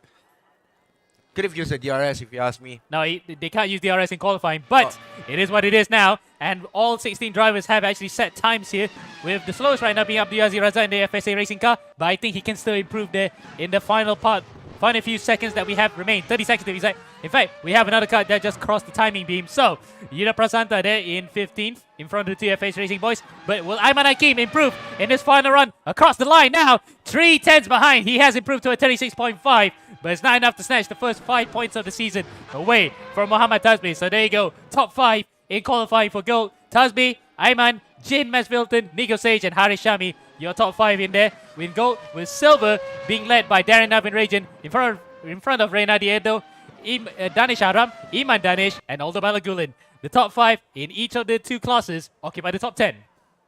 Indeed. And, well, it's a very interesting quali after the mishap in the previous quali. But nevertheless, it's very interesting to see that we finally have a proper quali on board. To see that, Tasby almost managing to, get into the 25s. A little bit unfortunate that he didn't, but, could have been better. It is still the ultimate pace that he has shown in this car. And we can't wait and see how he is going to do in the race, because just now in that test race, we can safely say, he won on the soft tires, and it proved to be detrimental for him because it couldn't last the distance. Now he can actually slap on medium tires and have a challenge toe-to-toe with Aiman Hakim. It could change. Well, Aiman Hakim could put some money into Tasby's, but yeah. You're saying that you can put where Tasby's money where Tasby's mouth is. But for now, red lights are on. We're about to get underway for the gold class for the first time this season in Global Edition 9. We are underway, and that is a good start from Tasby. He has to cut across a bit, but look at behind him. Masvilton actually has an even better start than both of them. He comes across around the outside of Aiman Hakim. Aiman Hakim cuts across back to get second place away, but I think it's a clean start from the rest of the field of 17 cars. Tasby then gets a better getaway on the second phase of the start and leads through the S's.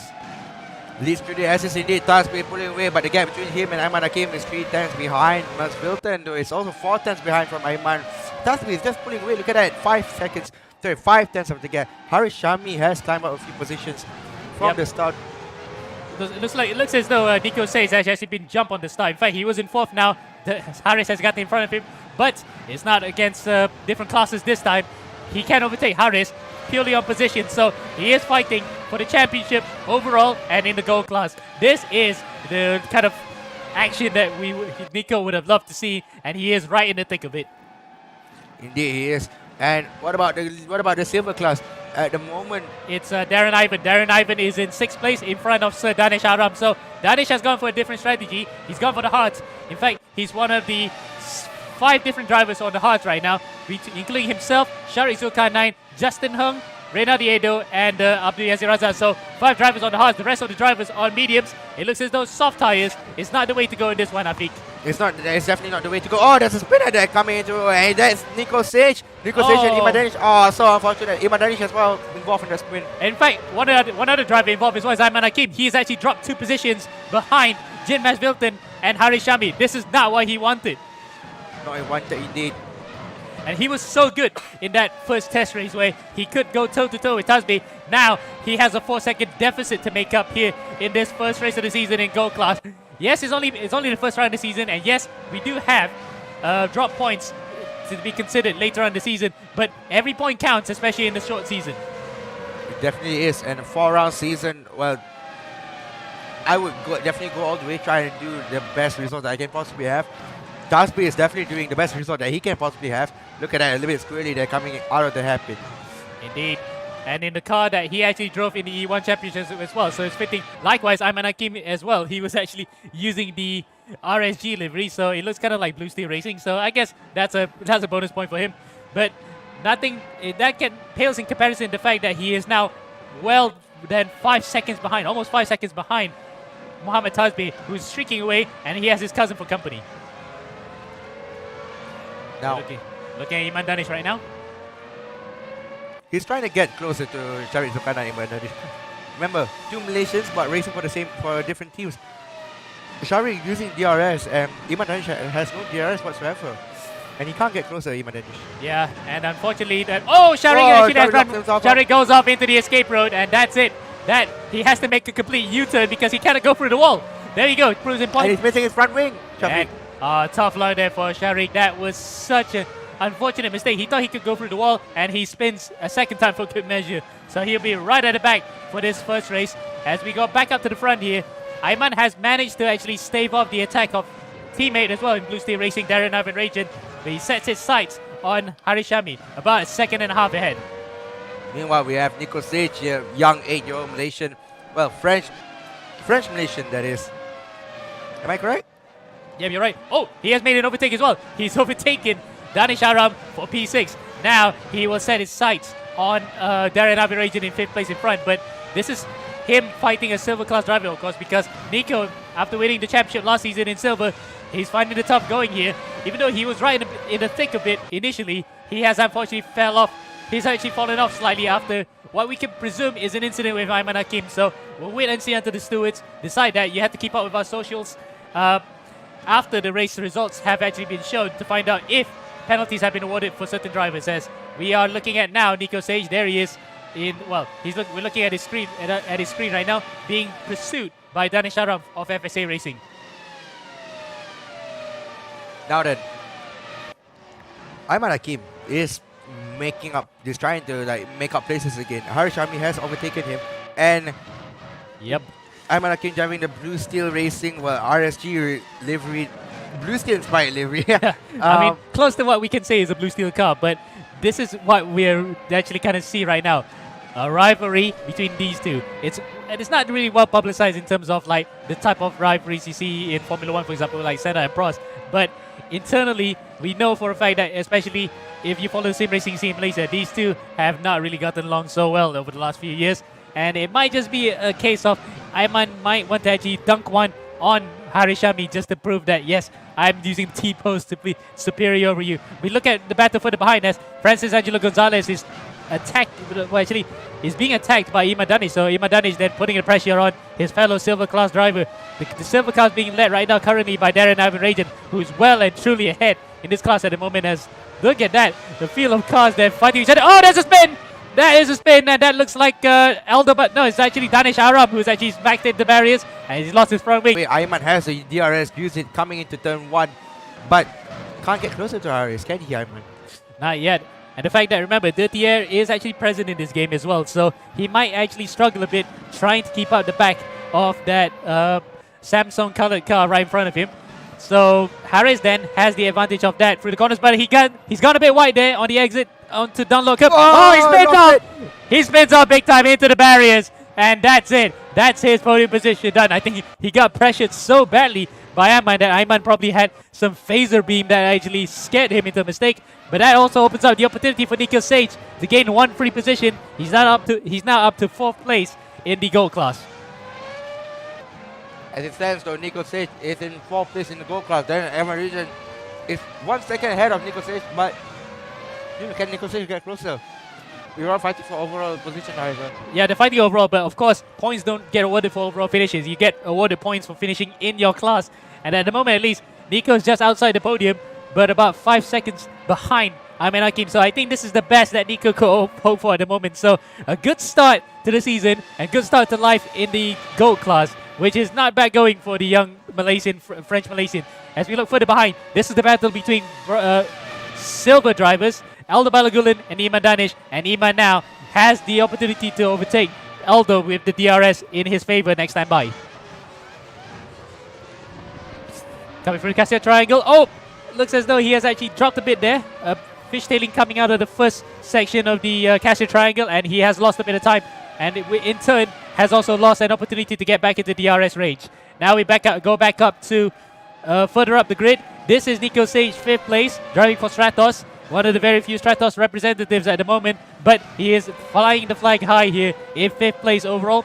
4th place in the gold class, trying to overtake Darren Averajan, who has actually fallen off quite significantly compared to Ayman Hakim. 5 seconds now behind his fellow Blue Steel driver. Yep, indeed. And well, it looks like Nico Sage can get closer to Darren Averajan. Nico Sage is so consistent. The kid is extremely consistent, especially in race room. Yep, indeed. And we'll wait and see whether or not he will also graduate to other sims. But for now, at least, he's proving his mantle here and proving how he could actually adapt to a completely different class. Silver, he absolutely walked over it. In fact, in the FR2 cars that we used last year, he's found it tough going going a bit tough in gold class, but he's not actually covered himself in too much shame. He has absolutely proven himself quite well here. And he is going for glory here. 4th place overall. It's not bad going for the young French Malaysian. It's not indeed, but nevertheless, Nico Sage is getting closer to Darren Averajan, so maybe just an overtake will make it very good. Remember, you have reverse grip for race 2. Yep. And you have to remember as well, he was involved in that little melee that caused him to drop a few positions all the way to the end of the top 10. Now he's coming up back to the top 5, and he wants to make it even better here, overtaking not only 4th overall, but also 4th in class. That's not a bad debut for Nico, as we might be able to see some battles further behind here. There's Renardo, bang on cue, overtakes. That looks like Nazir Azman in the KNW car. Yep. So fellow silver drivers have overtaken each other, and that's Renardo back, moving up to I presume 4th place. Yep. 5th place in the silver class. I think one of the drivers that we haven't focused on is Aldo Balagulan. Aldo Balagulan is in no man's land. I mean, he's getting overtaken by Iman Danish too. Well, you say no man's land, yeah. He just says bang on cue there. Oh, defensive driving there by Aldo is very interesting. I mean, he has every right to, because he is the driver in front, but he is not blocking too much there, so it's fine, because we've seen also cases like in previous classes, especially in Copper, where Adri had a lot of blocking that he was doing while under braking on the straight. So that has actually been cautioned by the stewards. So Aldo will try to do less of the same thing, but also try to defend at least as fairly and hard as possible to prevent Iman Danish from overtaking. They're about 22 seconds from the leader anyway, and they're fighting among themselves in their class. This is actually essentially the battle for the podium, 3rd place and 4th place in silver. Yep, and well, not 2nd and 3rd actually. No, because Darren Ivorage is leading the way, and then Harris is actually... Oh, no, wait, no. You are right, actually. You're right. This is actually, in essence, the battle for 2nd, and I'm not seeing if Iman Danish has DRS or he doesn't know that he has DRS. He's not using it at the moment to overtake Aldo Balagulan, and Balagulan defends quite nicely. So you're right to point out there, it is a battle for 2nd place in the silver class. one of the battles that we have at the moment. But look at that, Jin Wilton is getting closer. What's happening to Tasby? No, it's actually the gap's been 1.3. In fact, it's gone up back to 1.6. It's stabilized a bit. You can safely say that Mas Wilton, I think, not to say playing rear gunner, but he's just trying to watch over his tires to get good points to start the season with, open up the accounts, and hopefully for him, he might be able to challenge for another championship title. Meanwhile, this is Nico Sage battling for 4th position with Darren Ivan Rajan. Darren then, well, probably not want to defend too hard. Oh! Cuts across the front of the French Malaysian, and that brings Harish Shami back into play here. Battle between 4th, 5th, and 6th, hotting up quite nicely. Indeed, it does. And look at that. Darren Ivan Region here tries to find a way. Oh, look at that. Nico Sage. Sorry, we had to cut back through the wings. But look at that. Nico Sage tries to find a way around the outside. Oh! He That's a big spin! Into the Oh! barriers goes Darren. Did he lose his front wing or tending tires? No! Amazingly, he's walked away with that one. And there's 0 damage according to the broadcast. There's no damage, but it's a bit squirrely though, isn't it, Darren Ivan Region's car? Indeed, in fact, look at the front wing. That front nose cone is slightly bent. And, suspension so- damage. Suspension damage. Suspension damage for Darren Ivan Region. And he can't recover that car quickly enough because he is actually sent to the barriers as Nico as well into the barriers. Oh, I think the damage is actually the legacy of that impact with Darren Ivan Rajan. I'm not sure who's at fault there. I think he might have actually cut across a bit too late there, Darren. We might have to wait and see what the stewards have to say about it. But nevertheless, it was such an interesting battle until Nico Sage. I think they both collided, so we're not going to put the blame on anyone. But it's very unfortunate. These things do happen in racing whatsoever. And I think Nico's been suffering with a bit of suspension damage because that car is actually dropping one side. But the biggest beneficiary of the lot is actually Aldo Balagulan, who's managed to move up 5th place overall and into the lead of the silver class. He would have probably woken up and thought, yeah, I might be able to win this. Well, I think when he woke up today, he'll be like, am I going to win a silver race today? I don't think so, but look at that. Balagulan then well on his way here. About a minute and 45 left to go. So depending on where Tasby is on the track, if he crosses the line now, it might just be 2 laps to go. So we'll wait and see until he crosses the line. But for now, at least, Aldo Balagulan is on his way to winning the silver class for Global Edition 9, the opening round of the season, and first win, I think, ever for the Filipino in this championship. So that'll be nice to see. In fact, Tasby crosses the line. A minute 23 left to go. This is the final lap of the race, everyone. No. One more lap. Almost. We have one more lap to go. So unless Tasby slows to a complete halt, that to just run the clock to 0, that's not possible. So at least 2 more laps to go. And behind Aldo Balagulan, there's simply only Iman Danish, but he's quite well ways behind there. Yeah, Iman Danish is a bit further back though, so Iman Danish can't do anything. Debutant in the ERGP, is he a debutant? I don't think he is. He has driven in the Global Edition before, but hasn't had that much luck in terms of championship contention. But with the way that the result has gone today, I think he might just be a bit bullish with his chances. I mean, P2 in the silver category is actually really good for him. P1? Yeah, he's P1 because Darren Ivan was the leader in the silver class. Well, we're talking about Iman Awi. Yeah, Iman will definitely be happy with his result. First time out, I think, and in a while actually, because he has driven in the Global Edition before. But for Aldo Balagulan to open up his account for the season with a win, he might be thinking that, yep, I might be able to challenge for the title come season's end. But for now, at least, that is not over, but not by a long shot, because Renaldi Edo is actually coming out to the back of the mess. Where is Tasby in relation to them? It is the final lap. Tasby has managed to cross the line. So, I think you're right. You're completely vindicated on that. Tasby crosses the line and takes victory to open up his account for the season. Across the line for the Team Flash driver. Second is his cousin Jin Masvilton. And third, Ayman Hakim, who will be a bit disappointed the fact that he got involved in an incident that robbed him of a chance to actually battle for the win. Yep, and it's very interesting that we actually, see, and Tasby, look at that, celebrating with the donuts there. I would do the same too, but I think Tasby will be extremely aesthetic. And let's see whether we can have Tasby on for a Zoom call here, for a Zoom interview here. We have not had any interviews whatsoever so far. Well, yeah, we have, but not much. A bit disruptive. So, Tasby, can you hear us? Alif is in the background on his phone. Tasby, can you hear us? Yeah, I can hear you guys. Can you guys hear All me? right. So, that first test race was probably a blessing in disguise for you, wasn't it? Because I think you went onto the wrong tires for the race. Yeah, I was just so confused that we didn't do quali that I just forgot to change the tires. So yeah, blessing in disguise, I guess. So, yep, you can count your blessings there that the restart has actually given you an opportunity to go onto the medium tires. But in terms of overall the race, how much of a challenge was it up in front, trying to defend from fast guys behind?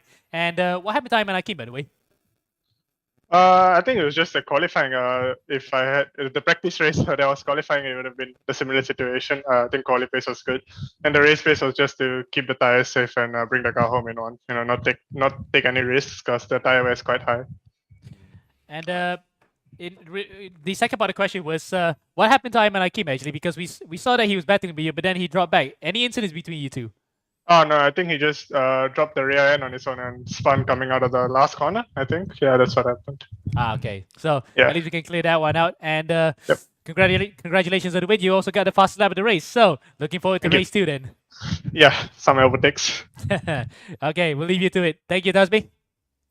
So then, race 1 done and dusted in the gold and silver category. A little bit interesting. I wouldn't say a little bit, but Very interesting. Very interesting. I mean, after all the mishaps in the server just now earlier on, we had a race and it was actually a really entertaining one for me. At Yes, least. absolutely. And normally we have gold races where everyone's just, keeping it calm. They don't want to actually go too crazy with the way they drive. But in this one, however, it's a completely different story. It looks as though everyone's going for broke, even in the first race of the season. So now we're about half a minute away from the start of the second race of the season for gold and silver. So on pole position will be, top 12 reverse. So we got confirmation of that from our race director, Alex Young. So on pole position, it looks as though it's one of the monster cars. I think that is Danish Aram, and I'm thinking Danish Aram was actually in one of the monster cars. So let's see then. Race number 2, Tasby starts from 12th, and it is Danish Aram on pole position with Nico Sage right beside him.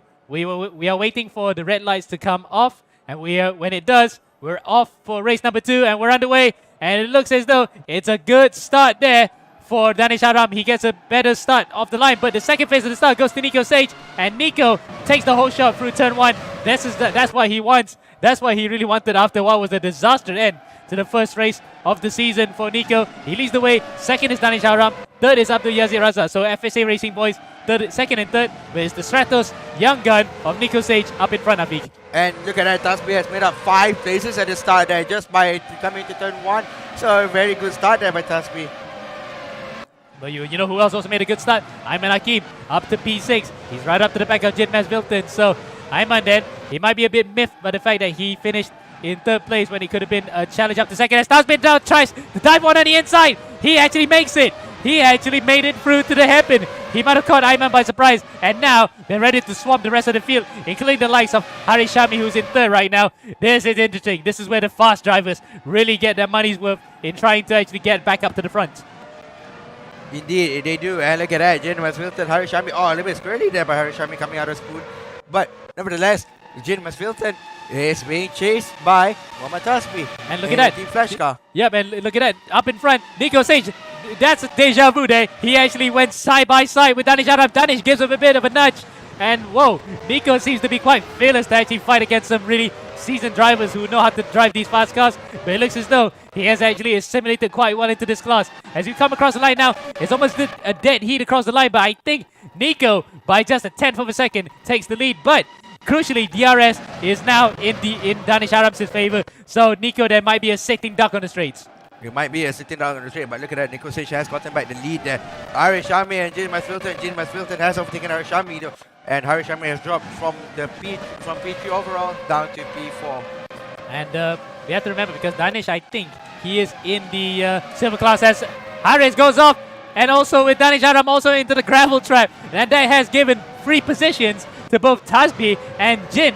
So Ayman Hakim then has to work around his fierce rival and another driver who is not... Oh, never mind. I was just about to say he was not afraid to actually battle, but he gave a free position there. And there's a bit of a nudge between Ayman and Haris. Oh, it's getting tastier now. This is getting very tasty now. Where is this going to go, Afiq? These two has had history back then in the last few years of the e-racing scene here in Malaysia. Ayman Hakim and Hari Shafi are not on the best terms at the moment, but let's hope that they actually give us good, entertaining race. And hopefully a clean race as well, because we do not want to have more mayhem. As you can see that Haris has his DRS open, but Ayman doesn't. Ayman still, I think he's saving that deployment for the best and is on the front straight. Maybe he used it up. Oh, dives on the inside by Ayman Hakim though. Oh, get the job done. caught it by surprise there, and Harris, I think, has to fight back, retaliate immediately, otherwise Ayman's just going to run away with it as they come across the line now. Ayman's not going to get DRS this time, Harris does, and Ayman instinctively blocks him coming to turn 1, and he prevents Harris from getting in position for the time being. As meanwhile, further in front slightly, Tasby is on the back of Mesvilton, and we know just now for a fact that Tasby had a very mundane race, we can safely say the least, about 2 seconds ahead of his cousin. But make no mistake, the first few laps as well, he really had to push for it, and he's certainly doing it this time around to catch up to the back of not only his cousin Mesvilton, but also Nico Sage right up in front, who's only about 1.1 seconds ahead. Yeah, no, 1.1 seconds ahead is the gap between, well, not 1.1, 1.7 seconds is the gap between Tasby and Nico Sage. Nico Sage is trying to pull away though, but Mesvilton and Tasby, they are trying their best to crawl back, trying to get that win. And indeed, and this is not just a win between two classes. Nico, of course, he won silver last season. He's moved up to gold. Now, he has to fend off two seasoned drivers right behind him who have been in the gold class for quite a few seasons now. And he is fighting for overall victory. That is tall. That's a tall order, isn't it? For an 8-year, I think it's going to be a lot of pressure, but look at that. Tasby trying to find a way around the outside, coming to 130. Will he get the job done? Oh, so it was almost Alonso-esque. But will he get it onto the inside, coming out to the Casio Triangle? You bet he does, and he breaks just in time to overtake his cousin. So he says bye-bye to Mesvilton. I'm going for the win. As we look at Iman Danish battling with Abdulaziz Raza. So these guys may know each other from the iRacing scene. No, no. I was about to just get that battle hyped up, and unfortunately Abdulaziz Raza has whacked it into the barriers. He's lost his front wheel for good measure. So that's the end of that, unfortunately. And for several other drivers, including Azman Anwar and Darren Ivan Rajan, who are out of it for race 2. So Darren Ivan, who had potentially the best round possible to start the season with in silver, now has to actually get a donut for this round. He will have to look forward to race 2. Oh, look at that. He's trying to get closer to Iman Danish. Remember, this is the battle for, well, P2 in the M category. Sorry, in the silver category, isn't it?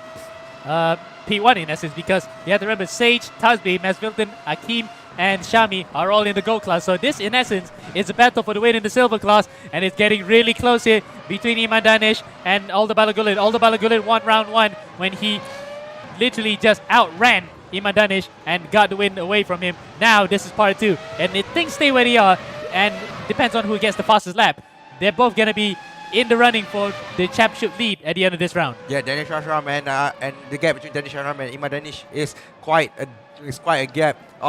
Aldo riding on the curb and coming into spurt, you don't really do that, and it can offset the weight and balance of the car, but he managed to get it stick. He managed to keep it on the island. Indeed, and not sink into the island Sapporo on the other side of Japan. Now then, back up to the front.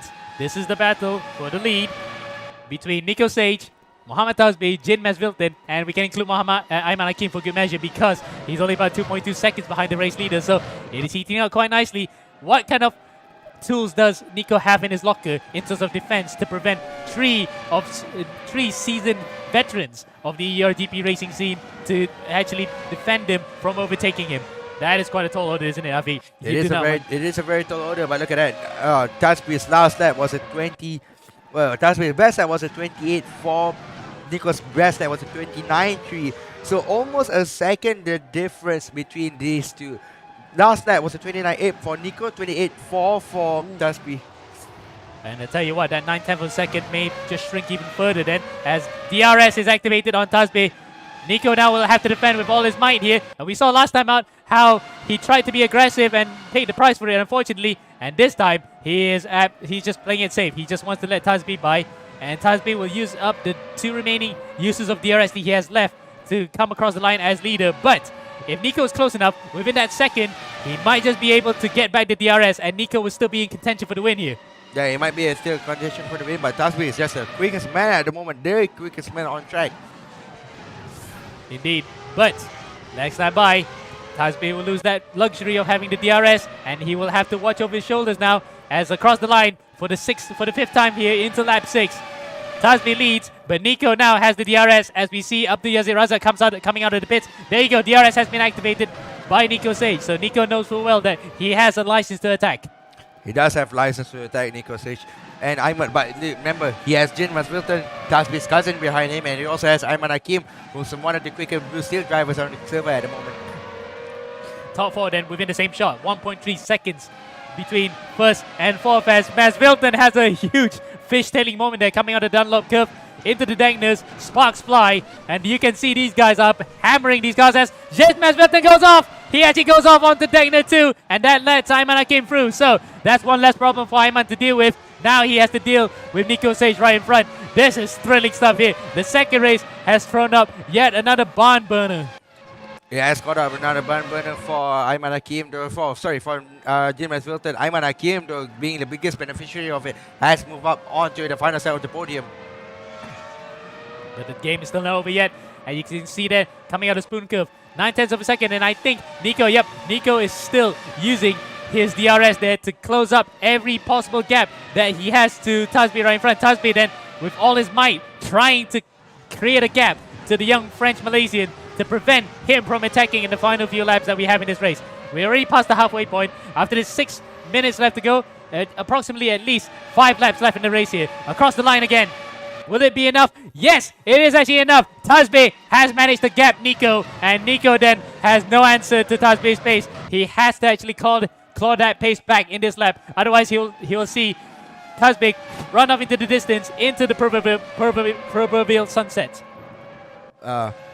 Wow, Tasby still last lap, 28.7, 29 to 5/10 of a difference, but it goes to show how quick Tasby is, and it goes to show how consistent he is. And you have to remember, tire wear also comes into play, so maybe Tasby has actually saved up his tires better than Nico. Even though Nico had DRS, he just couldn't have an answer for that. So that's actually battle up in front, still brewing right now. Second and third may just be coming into contention after this. As we look further behind, it looks as though Danish Aram has actually gotten to the front of the silver category. As we look further behind, Justin Hung almost coming to grief in the corner that unfortunately has seen quite a few tragic accidents in the past few. A tragic accident a few years ago. Yeah, we shouldn't mention about that. Oh, Nico Sage. Oh, what happened to Nico Sage? Nico has actually spun it. Nico has spun out of second position. I did say just now second and third were going to be in contention. Was that a collision there between Ayman Hakim and Nico Sage? I'm not really certain for sure, but Nico looks as though he is a bit disgruntled about something there. Must be a contact, but we never know because we weren't there to witness it. Nevertheless, Nico Sage extremely disappointed. Feel bad for the kid. But yeah, he will still get points for both the races, but it's a case of what might have been in his debut, but it's still a promising debut nonetheless.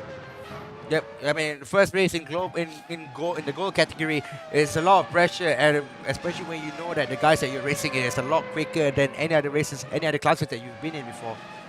Indeed, and we are looking now at a battle for second and third positions. We can safely put Nico out of the way for this one. He will finish at least in the top 5 in the second race as Justin Hung overtakes Sharik Zulkan. In fact, no, he overtook Francis Angelo Gonzalez for P10. That's among themselves as well in the silver category. So that is actually overtaking for at least P5 in that class. Now we go back up to the front here. This is Mas Wilton now, and he has the DRS. Somehow, he manages to still get DRS, even though he's about a clear, 1.1 seconds behind when they cross the line anyway. So he's still using it to gain a bit of time on the back of Ayman Hakim's car. But would it be enough though? I think Ayman may have the legs on Jin to actually finish in second place in this race. I want to see whether he'll actually use the DRS throughout 130R. He does. So I think this cars you can flat out through 130R with the DRS open. Indeed, and you can put a bit of minimal steering in there just to prevent the car from sliding and spinning anyway. And you don't have to worry about bottoming out because these cars are really ultra stiff actually. So in any case, it is actually safe to do that in virtual at least, but I wouldn't recommend doing a DRS open in real life, I guess. Yep, it's too big of a risk. But Mas Wilton doesn't have the 1 second gap to Ayman Hakim, so he's not gonna have DRS for this lap. So first, second, and third, we can safely say has been settled unless something dramatic happens further into the race in these final closing stages. As Aldo Balagulan then attacking Iman Danish for second place in the silver category. So Danish Aram has run away with it. He is up in the lead now by 5 seconds ahead of this battle. So really then this is the closest battle we have on track between the silver guys. And what do you think he's going to try and overtake? Because we saw already in the hairpin, it is possible, but you're going to have to really come alongside somebody or you have to make a dive. It has to be somewhere on the track where Aldo can get as close as possible to Iman Danish. The one thing that Aldo has and Iman Danish doesn't, is DRS. He's got 3 DRS to play with. For the rest of the lap, he's not used any, but I'm guessing he's going to use it once he comes out of turn 11, which is the right turn after this left hand hairpin. Oh look, he's closer lap this time. He's well within under a second now, but he does have DRS, so that time round he couldn't get up to the back of Imadanish to get any DRS. So He's still not using DRS, Aldo. no, I don't think he had DRS actually. He still has it. Oh, he still has, but he's not used it. So I guess he probably didn't map a button to use DRS. Now he has, so I guess he was actually a bit pensive about using it through the wiggly bits. Now he's using it in the final sector here through 130R. Does he use it through the corner? You bet he does. These cars are almost effortless through that corner, but with him having ample amount of DRS left for the next lap, he might just be able to use this and have 3 more by the time he starts the next one. So, onto the start-finish line now. Battle between second and third. This is going to be the final lap. Next time by, as Danish crosses the line in P7, but P2 overall, P2 in silver, P7 overall. Well, I'll tell you what, Aldo has actually been quite conservative with his DRS. He's being quite conservative. He's got 3 to use. He can use it on the long straight coming out of turn 11. He can use it on the back straight coming into 130R. He can use it on the start finish straight, but he's not using only. He's only using 2, which is 1 wasted. Indeed, he only used it on the back straight coming up to 130R and indeed the start finish line. So this battle between 7 and 8, or indeed 2nd and 3rd in silver is still not over, but Ima Danish is now holding on then for potentially what could be the championship lead if things stay where they are. But for now at least, Danish Aram has actually is lapping all the way to the bank here. He will get his first ever win in silver, as meanwhile we are looking up back to the front. Tasby then, where is he in relation to these guys? Into the final corner, so this is the final 9, lap. 8, 7. Yeah, this is definitely the last lap. So Elder Balogun has 1 lap. Wait, has a couple Less more than corners half a to lap to go. Yeah, So Tasby then, across the line then, takes a double here in the first round of Global Edition 9 in the gold class. Ayman Hakim comes home in second. He will be one of the main challenges here for the season. Third place is Jim Masvilton. As we go back at now, the battle for second place in the silver class. Danish Aram is well in the clear. He's going to cross the line in first to win in silver for the first time. But who's going to be in second? And looks as though Iman Danish has held on to it. He has absolutely staved off the challenge from Elder Balogun, who was a bit conservative with his DRS. It's going to be a close finish to the line, but it is Iman Danish in second and Elder Balogun in third. So that's it. We have top 3 in gold and silver, and I think we might have actually an interview lined up. Well, not with with Tasby, but we might have an interview with Ayman Hakim. Well, we're gonna have an interview with Ayman Hakim there at the moment. Let's ask Ayman to Ayman. Let's have Ayman on board. Yep, there you go. There's Ayman Hakim there in the background. Hope you like my background as well. Yes, We do like your background, mate. Yeah, Zhao, and you're a big fan of Genshin. So, Ayman, a bit weird to talk to you on the other side, but how was your race for this one compared to the first? Obviously better. I kind of forgot that this car has no more traction control actually. So that led to my spun in the first race. I was thinking that, I could have bring more speed, and I was like pressing on the throttle, and I was like, oops. Well. Oh. And did you get involved with Nico Sage in the first race by any chance? No. He went off himself, I think. I think he had a problem with his PC, I think. Yes, Because he did mention it in the group earlier on that he has a PC problem. So I thought that he already fixed it. So I don't know if that's the cause of it, but we'll have to have a battle with him. But unfortunately, it's not the case for this time. But obviously, congrats to Tasby. 2 wins in a row. Yep. And one last one. We saw Nico also spinning out again. Was it? Were you involved in that one as well? Because it looks as though Nico was a bit disappointed with whatever happened prior to that. Sorry again? In race 2. We saw Nico spin out. Were you involved in that one as well, Ayman? No. Obviously not. He was ahead, and all of a sudden I'm down to Spoon. Before the long straight, before the 130R, he just went off himself. So I'm like, oh. Okay. So it's just unfortunate that probably first time in the gold class, he just got a bit of stage fright, you might say. Maybe. But I knew that the kid is fast, so he could bounce back for the next race. So keep it up, kid. Indeed. And for yourself as well, a good return to the championship, isn't it? To be back up to be back on the podium in ERGP. But you reckon that you might be able to challenge Tasby throughout the rest of the season? I mean, to be fair, I was chasing Tasby about 3 tenths per lap, but just not enough laps to go. So maybe I can. But three more rounds to go. Anything can happen. Yep. Oh, As long as I absolutely. remember that there is no more traction control on this car, so gotta drive it a little bit different. Yeah, so keep that in mind next time so that you don't have any embarrassing spins, I guess. So Yeah. congratulations. It just a bit funny that I was thinking. I wasn't even frustrated. I was like, oops. Oh well. So then, congratulations on both podiums in both races. We'll see you next week for round 2. All right. Bye bye. Bye-bye. So that was Ayman Hakim. He wasn't disappointed with himself, but I think you might say it was a bit of amateur hour in play there. Might be, but again, first time back out after quite some time away from Global Edition. So, looking forward for the next round already. Yeah, indeed. In fact, all 4 classes have provided some really good racing, so we can't wait to see you next time out next week. But for now, from me, I'm Amir Amazi, and beside me, Afiq Farid. And don't forget, by the way, the track will be informed on Monday. So the next track will be informed on Monday. What is it? 20th? Yep. Yeah, 20th of June. And we'll wait and see what's the next track. But for now, it's me, Afiq Farid. I'm Azik here. From us, it's goodbye.